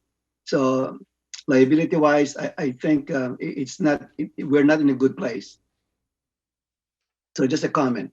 And I think that's about it. Thank you so much. Thank you, Councilman Sonny Ines. Councilman Raymond Hamada. Yes, thank you, Mr. Mayor. First off, as the council's designee to the Sister City Committee, I was thrown for a slight loop, but I do understand where staff's coming from here, and I would concur with the comments of Councilman Santa Ines on the issue sort of the technicality of a nonprofit. And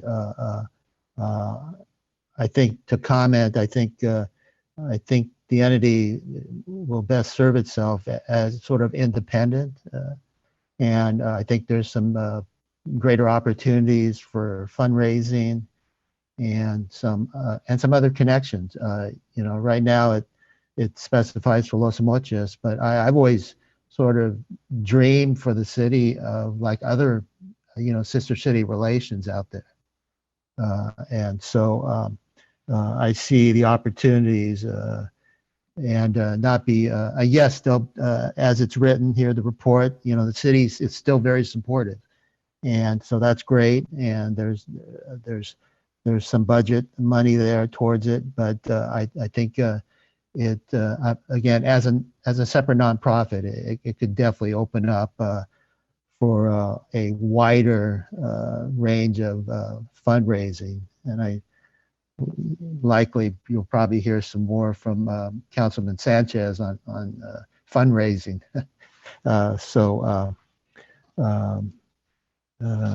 Yeah, it's not to dissolve sister city relations. We're gonna, I think we're still gonna work really hard to have that, and definitely, hopefully, it grows, and not only with Los Mochis, but I could. As I mentioned, I'd envision other, potential countries. All right. Thank you, Mr. Mayor. Thank you, Mr. Hamada. All right, Councilmember Victor Sanchez. Thank you, Mr. Mayor. First off, definitely want to echo the comments of the fellow council members, Dunton, Ines, and Hamada. Language is very antiquated. We would have to appoint 25 individual members. And from a Ines standpoint, Ines standpoint, the liability purpose is it just makes more sense for it to be an independent nonprofit as well.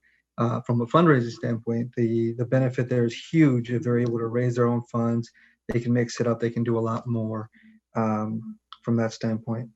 I just want to highlight one thing here, and I think staff is doing a tremendous job of basically not dropping the ball in the sense that they're going to take this committee they're going to take the process from start to end with the forming of the nonprofit. So I just want to commend staff on that. That's a really appreciative. I'm sure the sister city committee members are going to appreciate that. So just want to echo those comments. Thank you, staff, for taking that on. Thank you. That's it, Mr. Mayor. Thank you. All right. Thank you, Councilman Victor Sanchez. So you can hear, before I open it up for the comments from the public, so Dorothy and Jean and David and Miss Perry and Mr. Durbin, I hope you can see what it is we're trying to develop here. We're trying to legalize the Sister City Committee so that it can continue to thrive and operate even to a larger extent. We're going to allow city staff to work with you to develop this 501(c)(3) commitment so that you're legal in receiving monies from the city, and you can also do your own fundraising, of course, to try to promote what you're doing with Los Mochis. It's been a difficult time because we were not able to host the sister cities folks here because of the pandemic. Chances of going down there are still foggy, so we'll try to figure this out as we go. But I don't want any of you members of the committee to even think that we're trying to eliminate the Sister City program or trying to make it legal and enhance it. And I hope you understand that as we go forward and take your questions. So at this time, I'd like to have the Deputy Madam City Clerk please open up the meeting to the public. Mayor, I have a raised hand for Heath Durbin. I'll go ahead and get the timer up on the screen. And then you may begin. Go ahead, Mr. Durbin.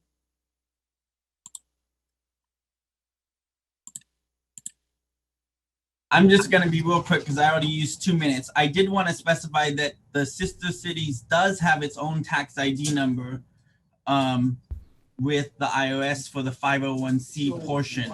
What I think we don't have is the entity through the state of California, because that was previously through the city.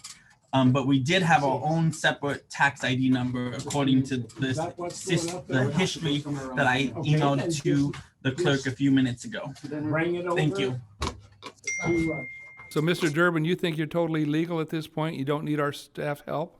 No, I'm saying that we have our own tax ID, but that we are currently an organization that is controlled and owned and essentially owned by the city, which I understand. The city does not own your committee, sir. According to the number 65, I believe it does. So we're not an organization with the state. So I believe that is what we want. If you guys want us to fix that, that's something that we would need assistance with. We're not registered with the state, but we are registered with the IRS. Mr. Mayor, members of the council, let me be very clear on something.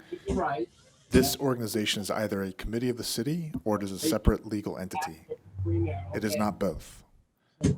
I have no idea how the IRS would issue a tax ID number to a committee of the city.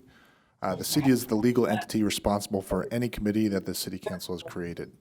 So based upon the staff report and the documents in front of us thus far, my understanding of this is that the Sister Cities Committee is indeed a committee that is formed by the city council.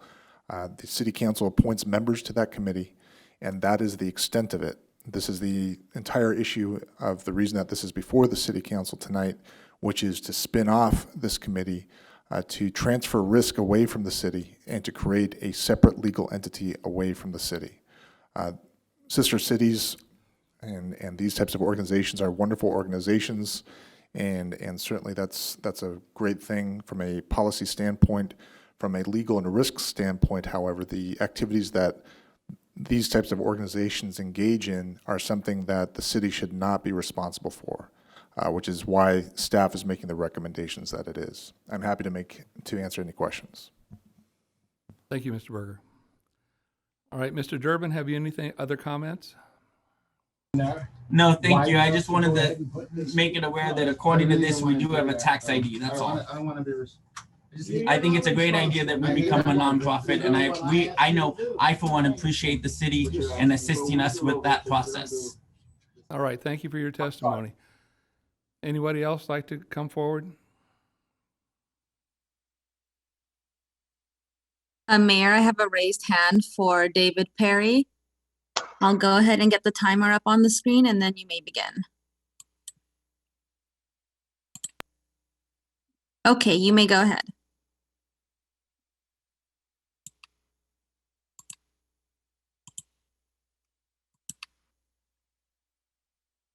Hello, David.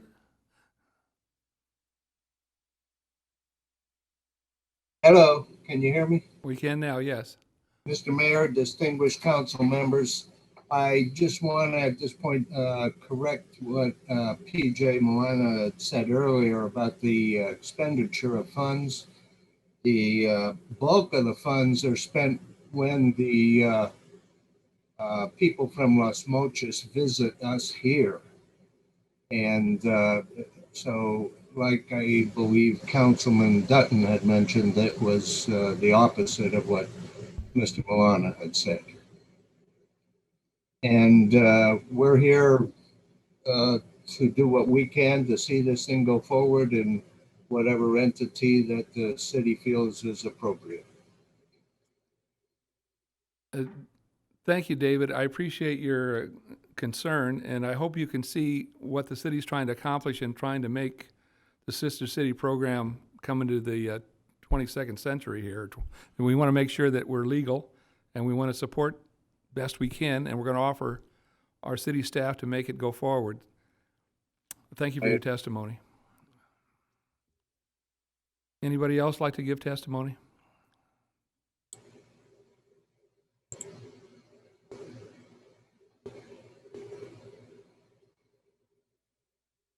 I don't know how to raise my hand, but this is Jean Sarantine. Can anybody hear me? We can hear you, Jean. Go right ahead.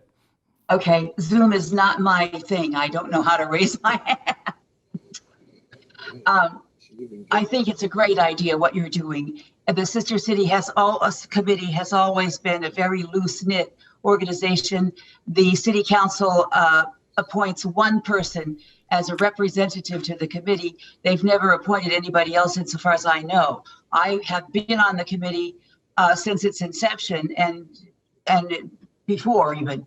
But of course, I'm no longer a resident of Bellflower, so you don't have to pay any attention to what I say. However, one of the historical points of the committee is that it was the first city in the United States to form a sister city relationship with a city in Mexico. At the time it was formed, Mexico was leaning toward being a communist country, and they were not associating with the United States.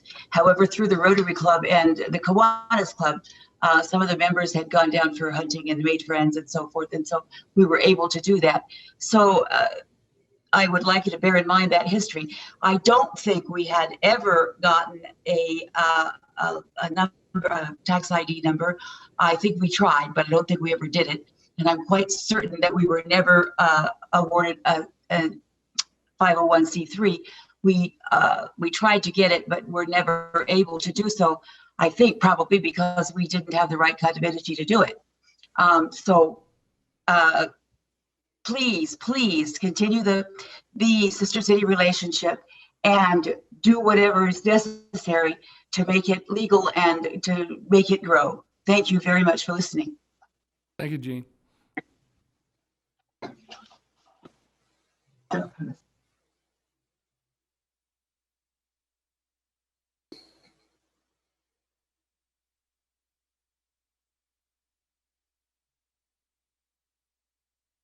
Mayor, I'm not seeing any further raised hands. All right. Thank you for that. So back to my council colleagues. You've heard the testimony, and you know what we need to do if we want to go forward to support this group. Do I hear a motion? Mr. Mayor? Yes. This is Sonny. I think we're all in agreement in terms of the next steps here for both the city council and the sister city association. So I'd like to make a motion to direct staff to dissolve the sister city as a committee of the city, and in addition to direct staff to assist the committee in make their a separate legal entity. Will that suffice, City Attorney? I'll go ahead and second that, Mayor. Thank you kindly. Okay, thank you. Anybody want to support the motion? And then Councilmember Dunton. Mayor Pro Tem. I'll second that, Mayor. Second it. Oh. All right, so is that you, Mr. Dunton? Or Victor. Or Victor? All right, let's give Victor the honor here of, so we have a motion by Councilman Sonny Sanchez. Okay, man. And we have a support by Councilman Victor Sanchez. Roll call, please. Councilmember Sanchez. Aye. Mayor Pro Tem Dunton. Aye. Councilmember Hamada. Aye. Councilmember Sanchez. Aye. Mayor Coops. Aye. Okay, consideration item 12C, Mr. Stewart. This is consideration possible action to establish a franchise fee for solid waste collection services and direct that the Proposition 218 notice for a protest hearing be issued for solid waste collection services charged by CR&R Incorporated for a 3-year period commencing on April 1st, 2021. And I believe that Mr. Niguez has the staff report for you.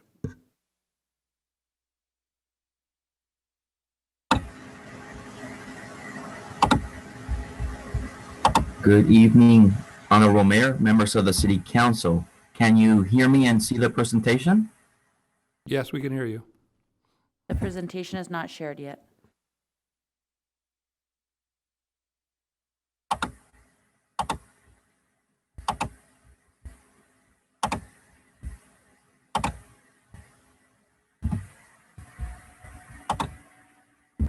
We can now see your presentation. Thank you.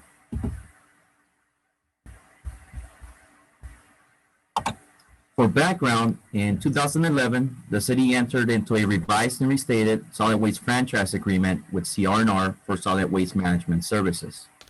The franchise agreement set the initial rates and allows CR&R to submit annual rate adjustment requests, taking into account changes in indexes for labor, fuel, equipment, disposal, transformation, and all urban consumers. The current franchise agreement is set to expire on August 31st, 2021. On July 13, 2020, the City Council considered a proposal from CR&R to extend the term of the franchise agreement. At that time, the City Council provided direction to begin the competitive bid process for a new solid waste franchise. However, since that time, the city has been challenged with meeting the community's needs regarding the ongoing COVID-19 pandemic. This in turn has delayed consideration of how changes in California law regarding disposal of solid waste, including organic materials, would affect the cost and efficiency of solid waste collection.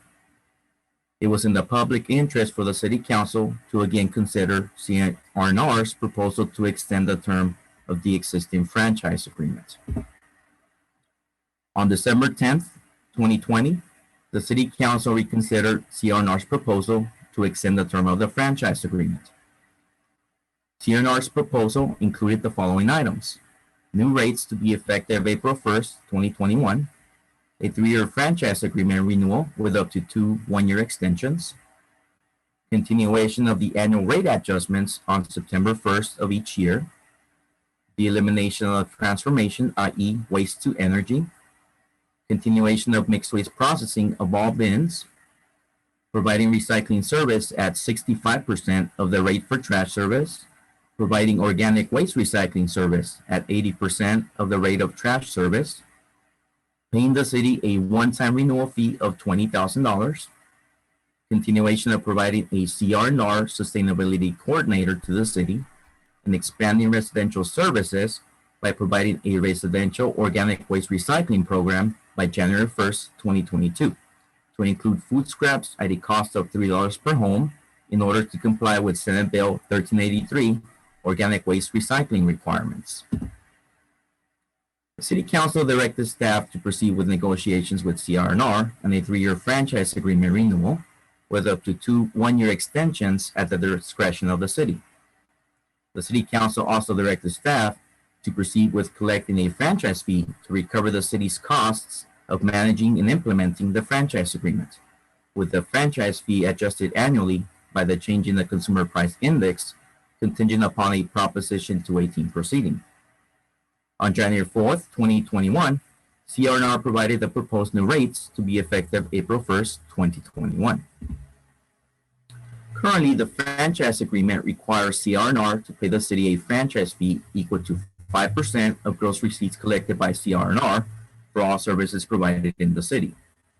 CR&R's gross receipts for the immediate past 4 quarters, the annual equivalent, has resulted in an annual franchise fee payment of $385,717.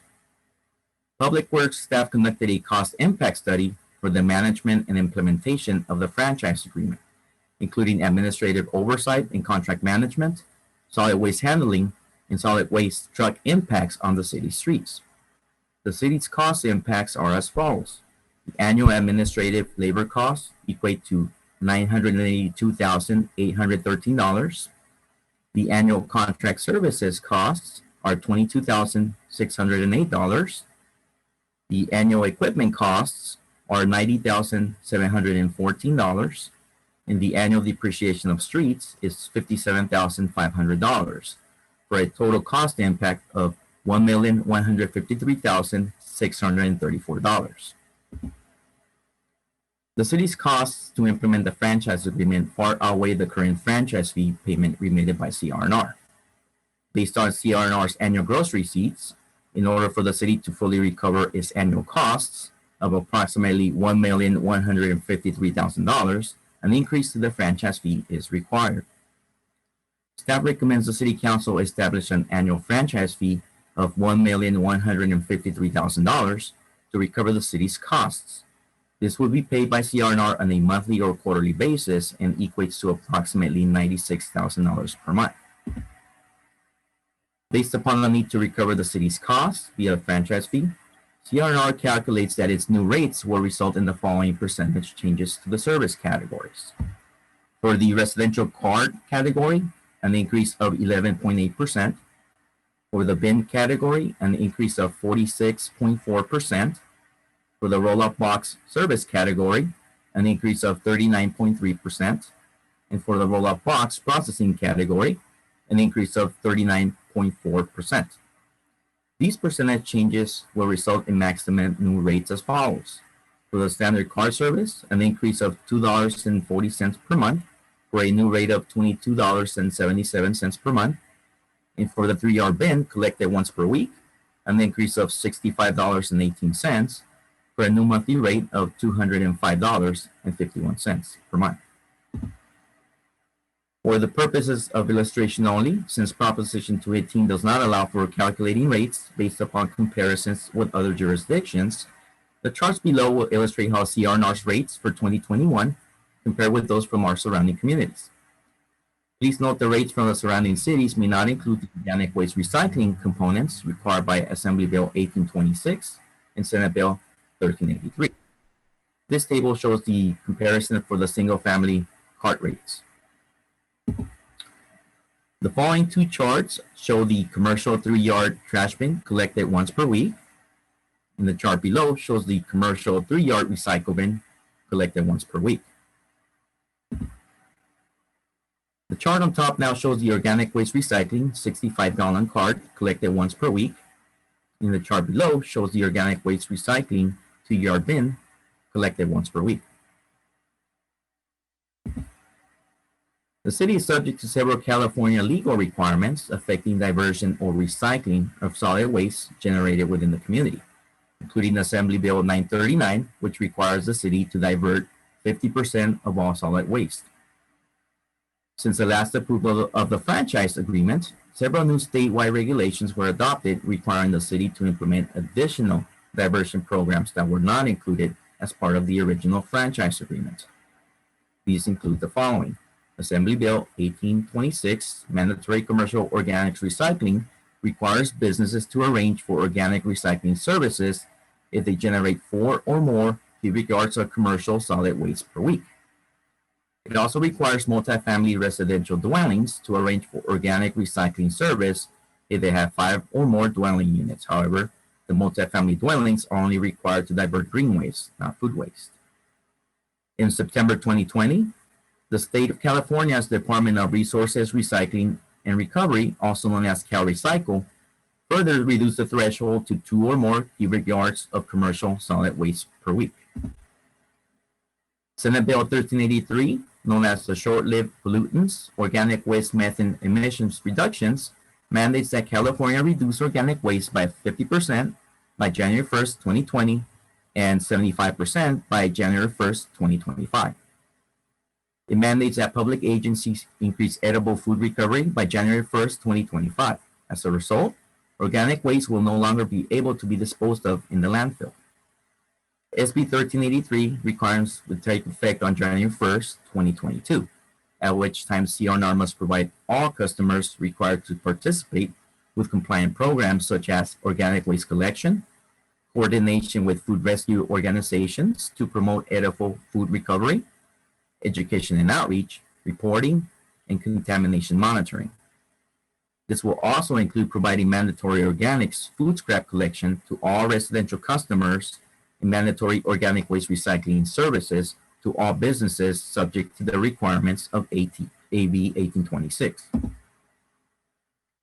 Staff will prepare an amendment to the franchise agreement to incorporate the negotiated changes with CR&R, including the 3-year renewal of the franchise agreement with up to 2 1-year extensions, elimination of the transformation requirement, the one-time renewal fee of $20,000, and mandatory organic waste recycling services required to be provided to all residential and commercial customers subject to the organic waste recycling requirements of AB 1826 and SB 1383.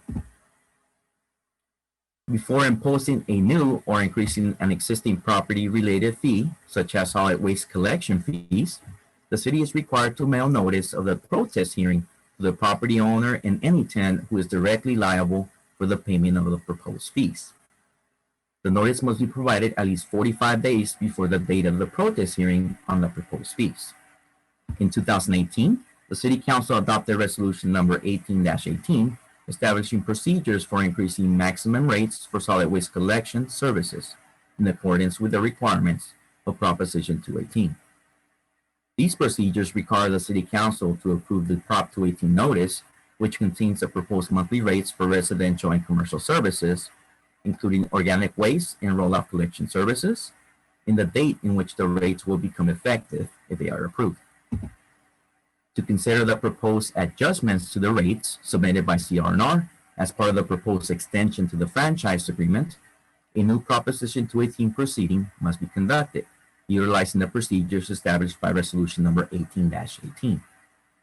Public Works prepared the required Proposition 218 notice, which provides notice of the March 22nd, 2021 protest hearing date, contains the proposed rates effective April 1st, 2021, and estimated rates effective September 1st, 2021, September 1st, 2022, and September 1st, 2023. It discloses that if the proposed rates are approved, they will take effect on April 1st, 2021, and it contains the official ballot for property owners or authorized representatives wishing to protest the proposed rates. If the City Council directs the Proposition 218 notice to be issued, it will be mailed to property owners and CR&R customers. Staff recommends that the City Council establish a franchise fee for solid waste collection services, direct that the Proposition 218 notice be issued, or alternatively, discuss and take other action related to this item. I do want to mention that Krista Denning from CR&R is available for questions, as well as Assistant City Manager and Public Works Director Len Gorecki. With that, this concludes my presentation, and I will be happy to answer any questions you may have. All right, thank you for that staff report, Bernie. We appreciate it very much. Let's start with Mayor Pro Tem Ray Dutton. Have you got any questions of staff? Yeah, I do.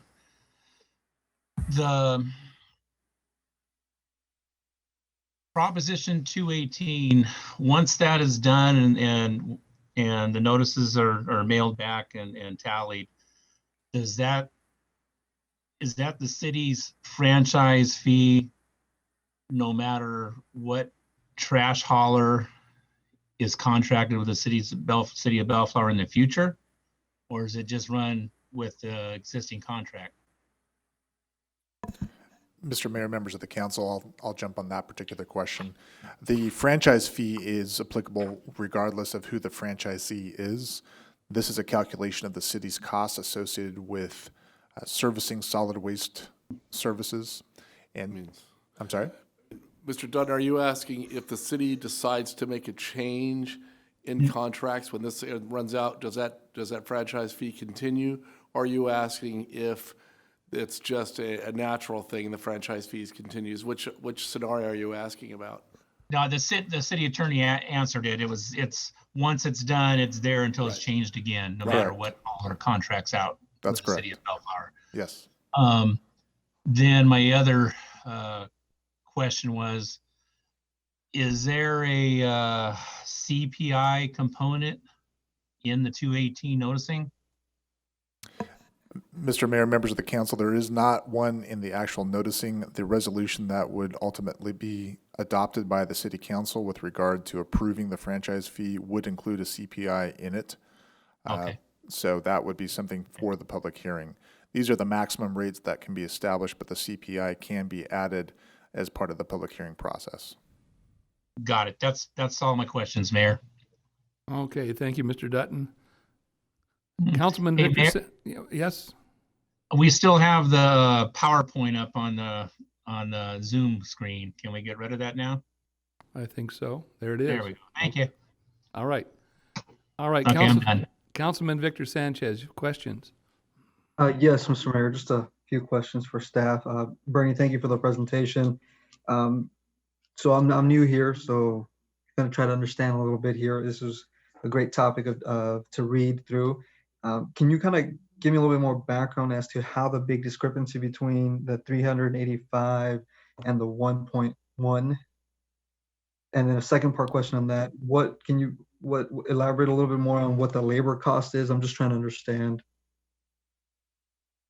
those numbers.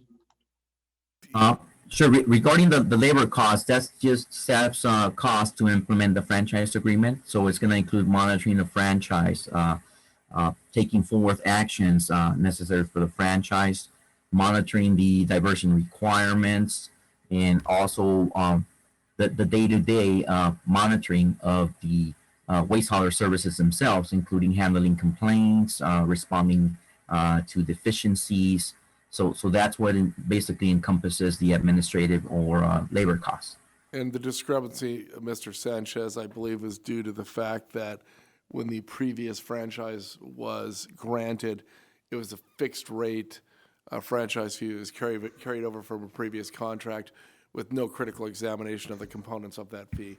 So what you see represented today was a real-world description of the actual work that goes into administering that contract, and we're looking to recover those fees.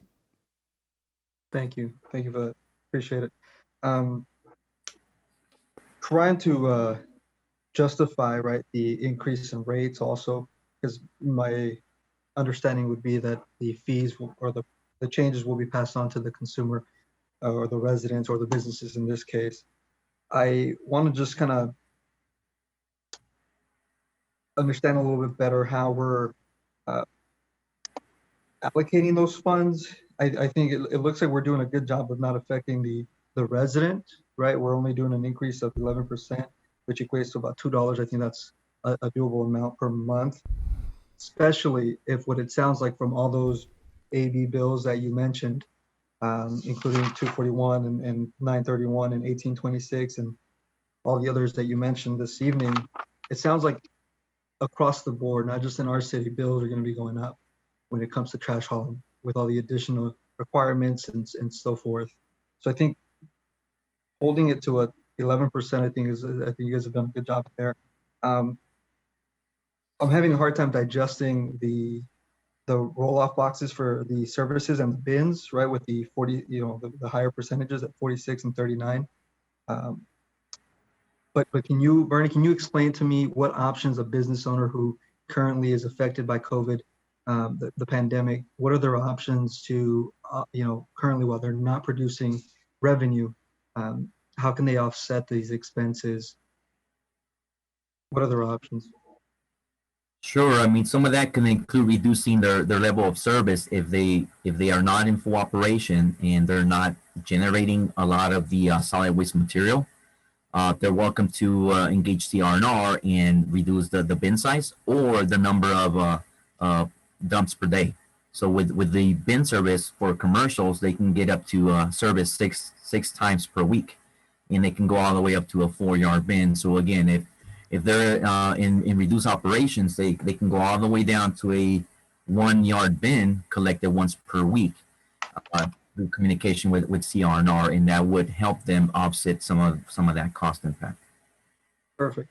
So what I'm hearing is that, right, it's a maximum new. So it's not necessarily that everyone's going to go from, that 140 to 205. Those are just their maximum. They can regulate themselves at what level, how many times they receive a service, and so forth. That is correct. As long as they maintain adequate trash collection services.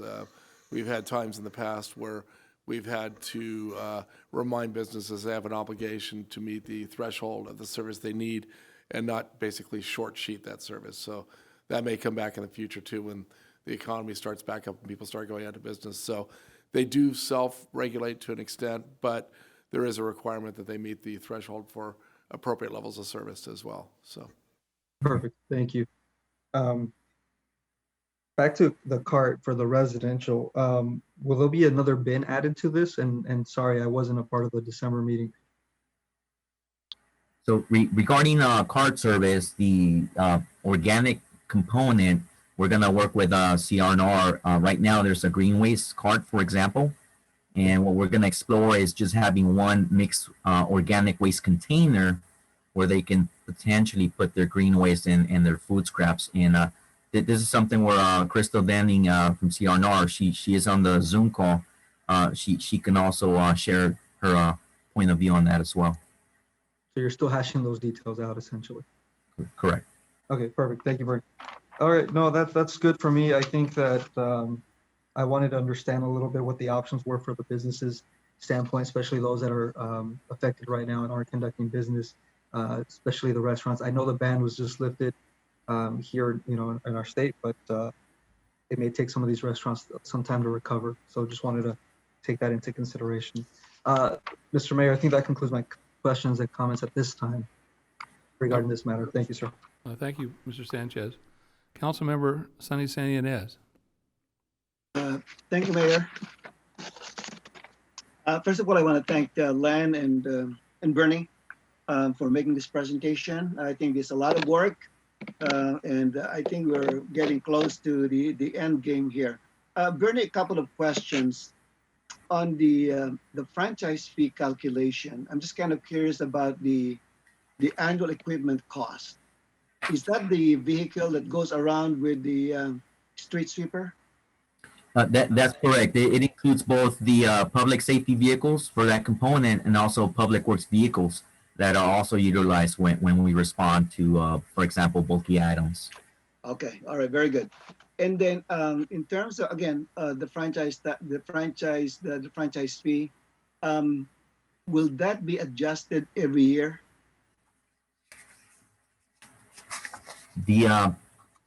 Right now, the way the Proposition 218 note is written, it does have estimated solid waste rates. So again, depending on the methodology that's in the franchise agreement, that would dictate what those rates are going to be in regard to the fees. So I would defer to the city attorney to see if I've missed anything in that statement. No, Mr. Mayor, members of the council, let me just tag team on those particular comments. Remember that Prop 218 is a two-step process. So right now, the city council is sending out notices for what the city could, at a maximum amount, charge to recover its costs. During the public hearing, the city council can make a determination about whether or not it wants to have full cost recovery or if it wants to charge, in actuality, a franchise fee amount lower than what it can legally do. If the council chooses to do that, that simply means that the city would not be having full cost recovery, and instead you would need to subsidize the cost through the general fund. The direction to staff at the moment was to do the calculations based upon full cost recovery, which is why you see the franchise fee the way it is. That's the cost calculations coming out of the Public Works Department, not only for labor costs associated with implementing solid waste collection, but all of the other things that one doesn't think about associated with solid waste collection. For example, under our NPDES fee or permit, we have certain legal obligations, and those cost money for us to implement as well. So I throw that simply as an example. But tonight is not where the city council actually sets the franchise fee or actually approves the rates. Instead, it's a notification to the ratepayers about how much those rates are anticipated to be. The final decision will be made, though, in March after the public hearing. And also, in addition to your point, Mr. Senanez, I believe that we're looking at a multi-year Prop 218 process here, which has set the outside parameters for the level of increase that could be granted from year to year. Okay, I understand what you're saying, but I'm just trying to put my hands around this because based on the presentation, for example, the administrative and labor cost was based on some kind of time and motion study that you did as far as the staff who's supporting this contract. And every year or every other year, we give salary increases to the staff, medical cost goes up. So my question is, will that automatically increase the franchise fee? That's a decision for the council when they weigh the fees. As you indicated before, we've calculated a full reimbursement franchise fee. You can build in an inflation factor if you'd like to.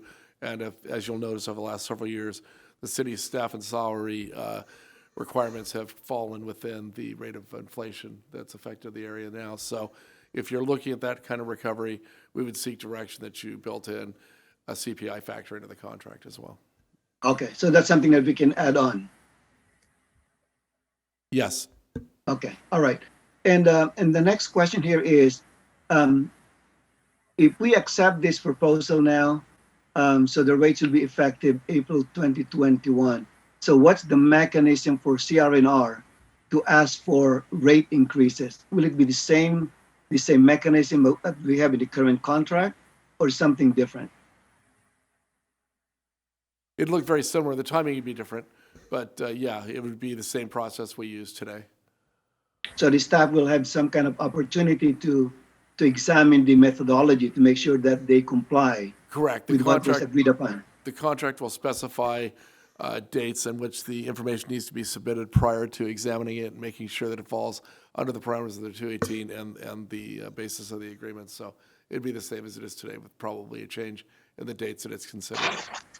Yeah. Okay. Very good. Thank you so much. That's all I have, Mr. Mayor.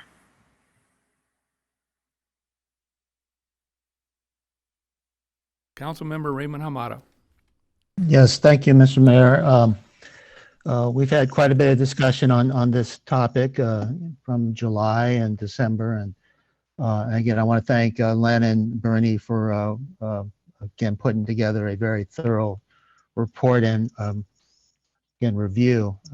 Staff, my first question that came to mind was, have we had our third-party environmental waste expert take a look at what's being proposed and again, confirmation of the industry, et cetera, et cetera. Has that happened with Jeff Duhamel?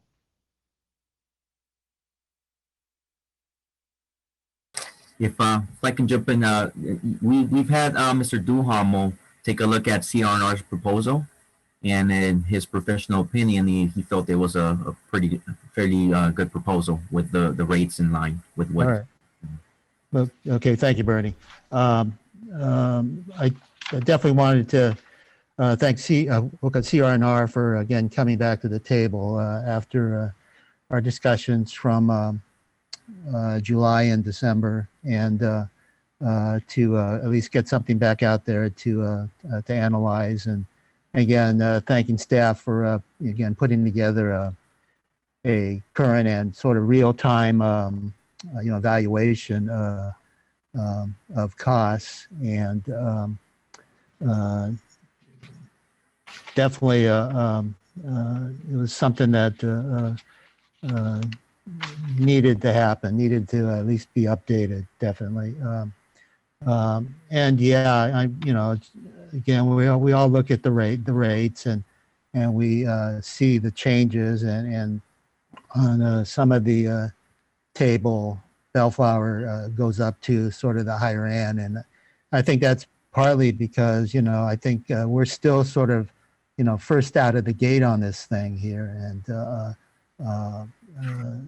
working on what we believe are fair rates and adequate service. And so with time, I know, again, the other cities are going to have to go through the same review and deal with changes likely to again increase. So definitely wanted to commend all parties for talking it out and looking at some options. But I think this process of amending the agreement, at the end of the day, with all these new laws coming around and so on, and not having to go through that extensive bid process, I think it was the best way to go, as how we took action on again last month. So I agree with the CPI factor. As time moves on, there's always changes, and there is that tendency for cost to increase. So definitely that's something I think needs to be factored in. So overall, again, I wanted to again commend CNR for working with the city and residents and businesses in dealing with, again, with the industry during this tough and challenging time. COVID has really thrown everybody for a loop, and even the refuse industry has been impacted. So I want to thank you for at least keeping at it and working with us, and hopefully again all parties will be again pleased with the results. So. Mr. Mon, if I may, I did Yeah. want to add to your comments. You had talked about the rate increase and where that places us with our surrounding cities. I know Mr. Nigwas and Mr. Gorecki did a survey of just the area cities, a quick telephone survey.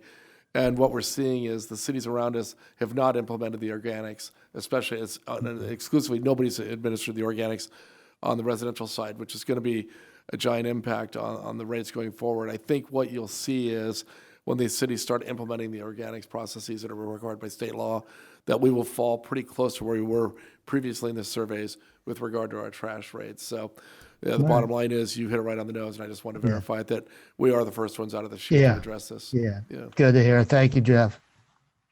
Okay, thank you, Mr. Mayor. Thank you, Mr. Hamada. So I had all my questions answered, so at this point, we'll open it up for public comment. Deputy Madam City Clerk, if you'd like to do that for us. Yes, Mayor, I'll give the public a moment to utilize the feature.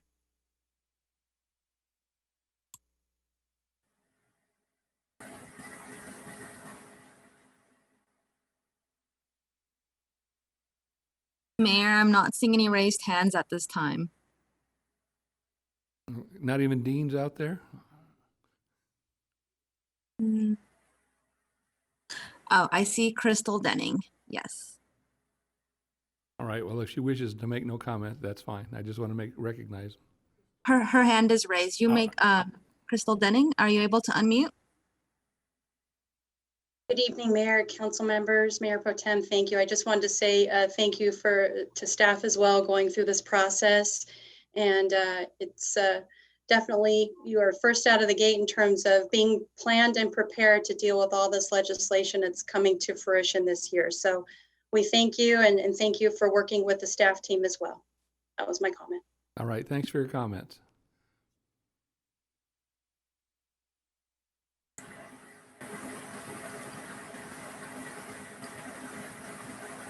I'm seeing no further raised hands at this time, Mayor.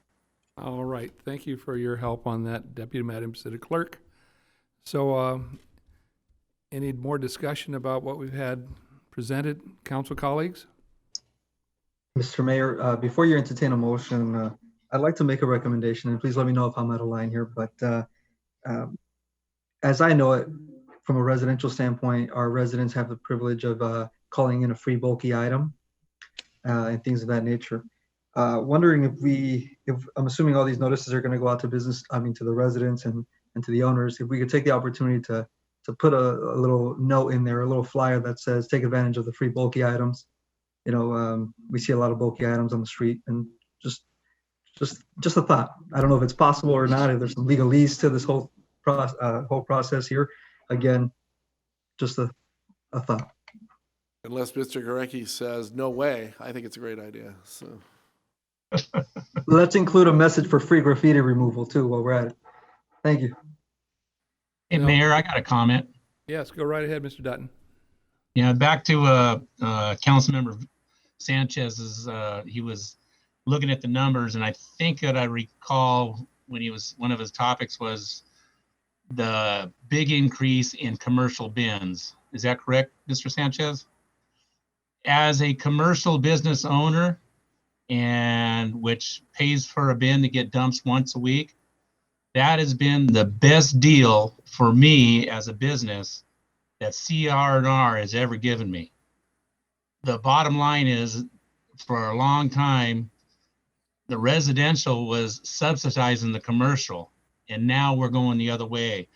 This is what I'm paying, $35 a week to dump that sucker. That's a 3-yard bin. You can put about probably 12 or 15 of those residential carts in that thing once a week. So it's going back to where it's, you're paying by pound or whatever. The residents are getting a little break now. and my bill is going to be going up, but my residence is going to go down.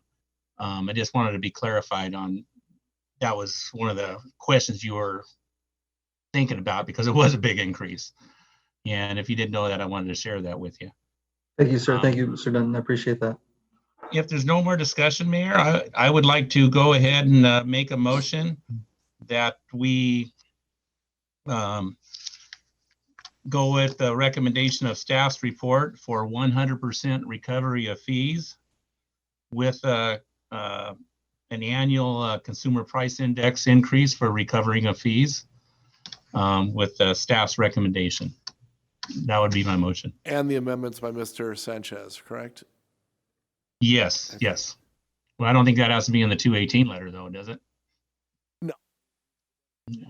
The notification's going out. We just want to make note that we'll add those. So, okay. I'll second that motion.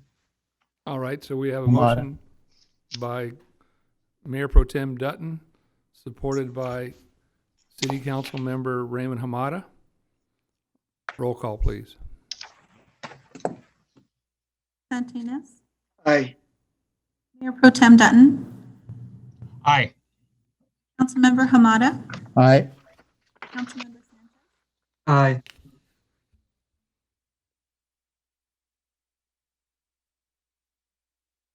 Can't hear you. Mayor Coops. There I am. It's like you fade out when you get to the end of the roll call. I'm so sorry. You start so strong. All right, thank you for that.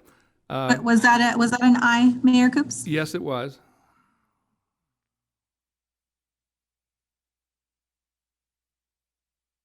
All right, so we've got that moved on, passed on. Going on to the consent calendar, 13A, Mr. Stewart. Anything to say about that? No, and if anybody has an item to pull, now would be the time to make that recommendation. Any recusal or conflicts? Anybody have any conflicts on this evening's closed session, or on this comments on the consent calendar? Excuse All me, right. I'd Mr. like to make Mayor. a motion. Oh, go ahead. Sorry, Mr. Mayor. Oh, I'm sorry, Sonny. Just for a quick comment, could I pull 13F? Oh, 13F. 13M like Mary? F. Okay, F like Frank. Yes. Okay. 13F will be pulled for consideration. Anybody else have anything they'd like to pull?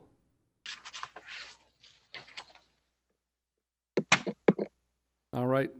I see no one else. So, Mr. Hamada, go forward. Yes, Mr. Mayor, just a quick comment. Again, I want to thank staff again for, securing the services of, KJ Services Environmental Consulting. Mr. Sales, I mean, it's for the longest time I've seen Mr. Sales around, and he always does a great job in working with the schools and the kids.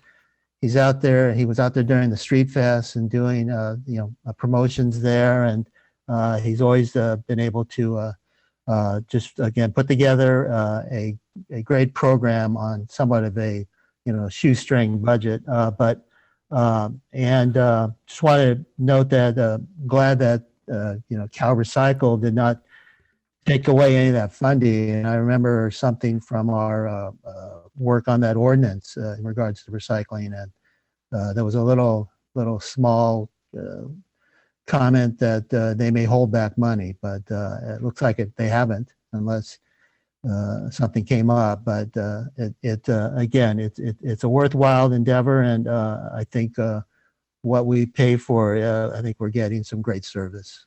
Okay, thank you, Mr. Mayor. Thank you, Mr. Hamada. Is there a motion to approve on the actions on the consent calendar? So moved. Go ahead. I'm sorry. Go ahead, Sonny. Mr. Mayor, I'd like to make a motion to adopt the consent calendar. I'll second then. All right. So we have a motion by City Councilman Sonny Sanchez, supported by City Councilman Raymond Hamada on the consent calendar. Roll call, please. Councilmember Santinas, Aye. It's better. Mayor Pro Tem Dunton. Aye. Councilmember Hamada, Aye. Councilmember Sanchez, Aye. Mayor Coops? Aye. All right, we're up to number 14, guys. Council reports. Council member Victor Sanchez, why don't you lead us off? Well, thank you, Mr. Mayor. I'll just keep it a little brief. Last week, Councilmember Hamada and I attended a food distribution at Hollywood Sports. It was well attended. Over 450 individuals received food within the city and immediate surrounding cities. So I think past Mayor Garza touched on a few things earlier in his outgoing mayor ceremony. The community coming together here in Bellflower is what makes us so unique and strong, and I'm just glad to see that here in Bellflower. That's it, Mr. Mayor. Thank you. Thank you, Mr. Sanchez. Council member Raymond Hamada. Yes, thank you, Mr. Mayor. I'll try to be brief also, but I spent the last 2 weeks in the virtual world, so a few Zoom calls that I attended, and again on the 13th I attended the Neighborhood Watch sort of educational recruitment session, and I want to thank staff for putting that on, and looks like there was a decent turnout, and hopefully we'll get some more Neighborhood Watch captains out of that. On the 15th, I attended the, again, League of California Cities Governance, Transparency, and Labor Relations, committee meeting. Basically, it was the first meeting of the year, so it's more beyond just intros, and but they did touch on some future legislation, and again, this year there'll be some watching of the AB 37 and SB 29 in regards to vote by mail ballots. So some work there. Another one that's popping up is AB 53, which is going to propose that November 3rd election day become a national holiday. And there may be some trade-off with President's holiday. So there's some more details there that obviously need to be discussed and worked out. And the other one of relevance now is Senate Bill 46, which covers contact tracing for employers. So something that's they're gonna want to put on the books there. So keep tabs on that. On the 16th, I attended the Empowerment Congress Summit. It was hosted by LA City Councilman Ridley Thomas.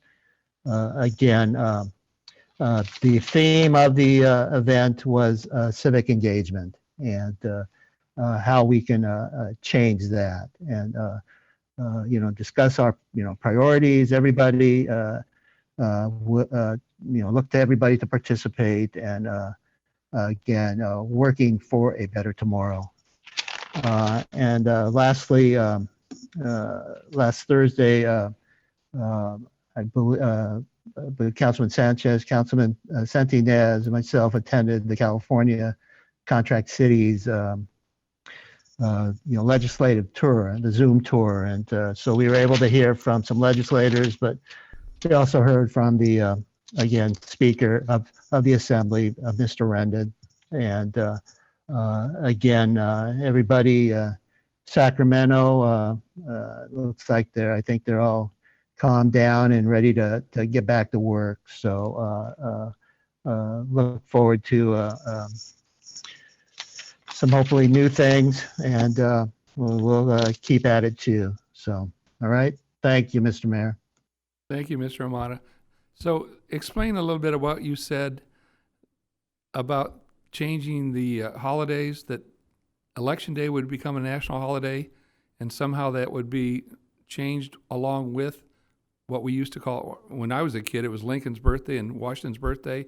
We now call President's Day. Is that what I understood you to say? I'm sorry. Under AB 53, sorry for the mute, that's what they're looking at. They're looking at possibly exchanging election day for President's holiday, but there's some talk about doing it on alternate years. Well, that'd be confusing.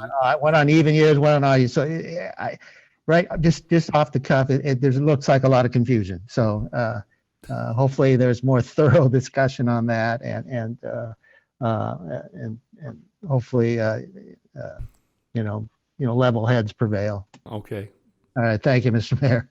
Well, Mr. Stewart and I are kind of history buffs, and I think we all like to see that our presidents of Lincoln and Washington continue to be honored, but it sounds like that might not always be the case. Moving on, Mayor Pro Tem Ray Dunton. Oh, Sonny, did I finish? I didn't do you yet, huh? Mr. Mayor, you always skip me. Well, not purposefully. Okay. Go for it. No problem. I just want to piggyback on the last comment from Councilmember Hamada regarding the legislative tour on last Thursday. And my biggest takeaway is that the Assembly is now taking a lot less legislation because of COVID-19. At one point, Speaker Rendon said that there's only about 5 staff in the whole Assembly. The rest are working from home. So with that restriction, they're limiting the bills, which I think is good, to anything that is COVID-related or something that absolutely cannot wait, something really, really important. So I welcome that limitation, basically, because I think the less things Sacramento does, I think the better off we're going to be. Because if they give them a lot of time, they just come up with wild ideas to basically give a lot of these unfunded mandates. So that's a welcome announcement. Secondly, Mr. Stewart, we've talked about having a study session on the plan for Lakewood Boulevard.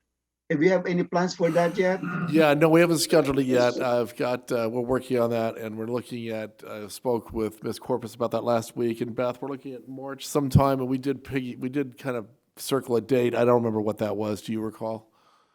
We didn't land on a concrete date yet because we're currently working on the housing element, but we could definitely try to speed that up as much as possible. And the reason, Mr. Mayor, I'm asking is that I'm the eternal optimist with this vaccination now happening with citizens, with residents here. I think we need to be in the forefront to get ready just in case development happens again. We need to be out there promoting the business. I think our economic development staff has done a wonderful job, and I want them to be in the forefront. Yeah, we did talk about the propensity of medical uses there and how to try to stoke that sort of development going in. And these study sessions are starting to blur together in my mind, but we'll get a date certain set out soon. I think we're going to need some help with that as we go forward, but we'll sort all that out when we set a date and mark it. Yeah, please do. Yeah. Okay, very good. Thank you. Thank you, Mr. Mayor. Thank you, Sonny. All right, Mayor Pro Tem Ray Dunton. Thank you, Mayor Coops. I would like to congratulate past Mayor Juan Garza one more time. He did an exemplary job on being mayor for 2020 under the circumstance we had. We all know that. I really believe that a virtual outgoing ceremony is not quite enough, and I would like to put the bug in our Parks and Recs director, since he handles special events, and maybe we can do something in June or something, in something where we can all participate in possible a glad handing event and really be able to thank Juan face to face. Maybe something where it's a little warmer and we can all wear shorts. That's it, Mayor. At the main, I presume, when it reopens. That's what we're Or the main, at. yeah. Well, that's one notch up what I was planning for, but I'm in. Thank you, Mayor. What were you anticipating, Ray? A catering truck? In and out truck and shorts. Some outside. No, I think something we need anti-COVID. I think it'd be nice to coordinate that and celebrate the reopening of the main when that comes up. And I actually think we're a couple months away from that. I think we're going to see it sooner than later. So, yeah. All right, Ray, was that it? Or you got anything else? That's it. That was all. Okay. So my turn is that I watched all the accolades that were well received by our mayor, past mayor, Juan Garza. I'm already concerned about how much I can do this year to get anywhere close. I mean, he had so many responsibilities throughout the city, throughout the region, that it was really an exemplary year to have Juan as our mayor. And of course, I always remember what everybody says about how success has 1,000 fathers and failure's an orphan. So we all want to take credit for Juan's success because he's done so well. But I wanted to also acknowledge that you guys have probably read where we have a kind of a stealth team working late at night, trying to work out ways we can rid ourselves of the guys that are tearing up our intersections with the racing and the squealing of the tires and all the things having to do with that. So we've got some activity going on that throughout the weeks, and it's been quite successful. And I want to tell the community we haven't forgotten about their concerns, that we want to try to work this out. And I'm receiving and also that we're always glad that we have people that spend the time with us online and on YouTube to watch these proceedings. And I want to especially welcome Carl Berger's attorney, our attorney Carl Berger's mother, for participating and coming to these meetings. And I hope you continue. I only apologize that we're not able to give your son a lot of work this evening, but we'll try to do more in the future. So at this point, we're going to go into closed session. We'll do that, and then we'll adjourn after that. Thank you.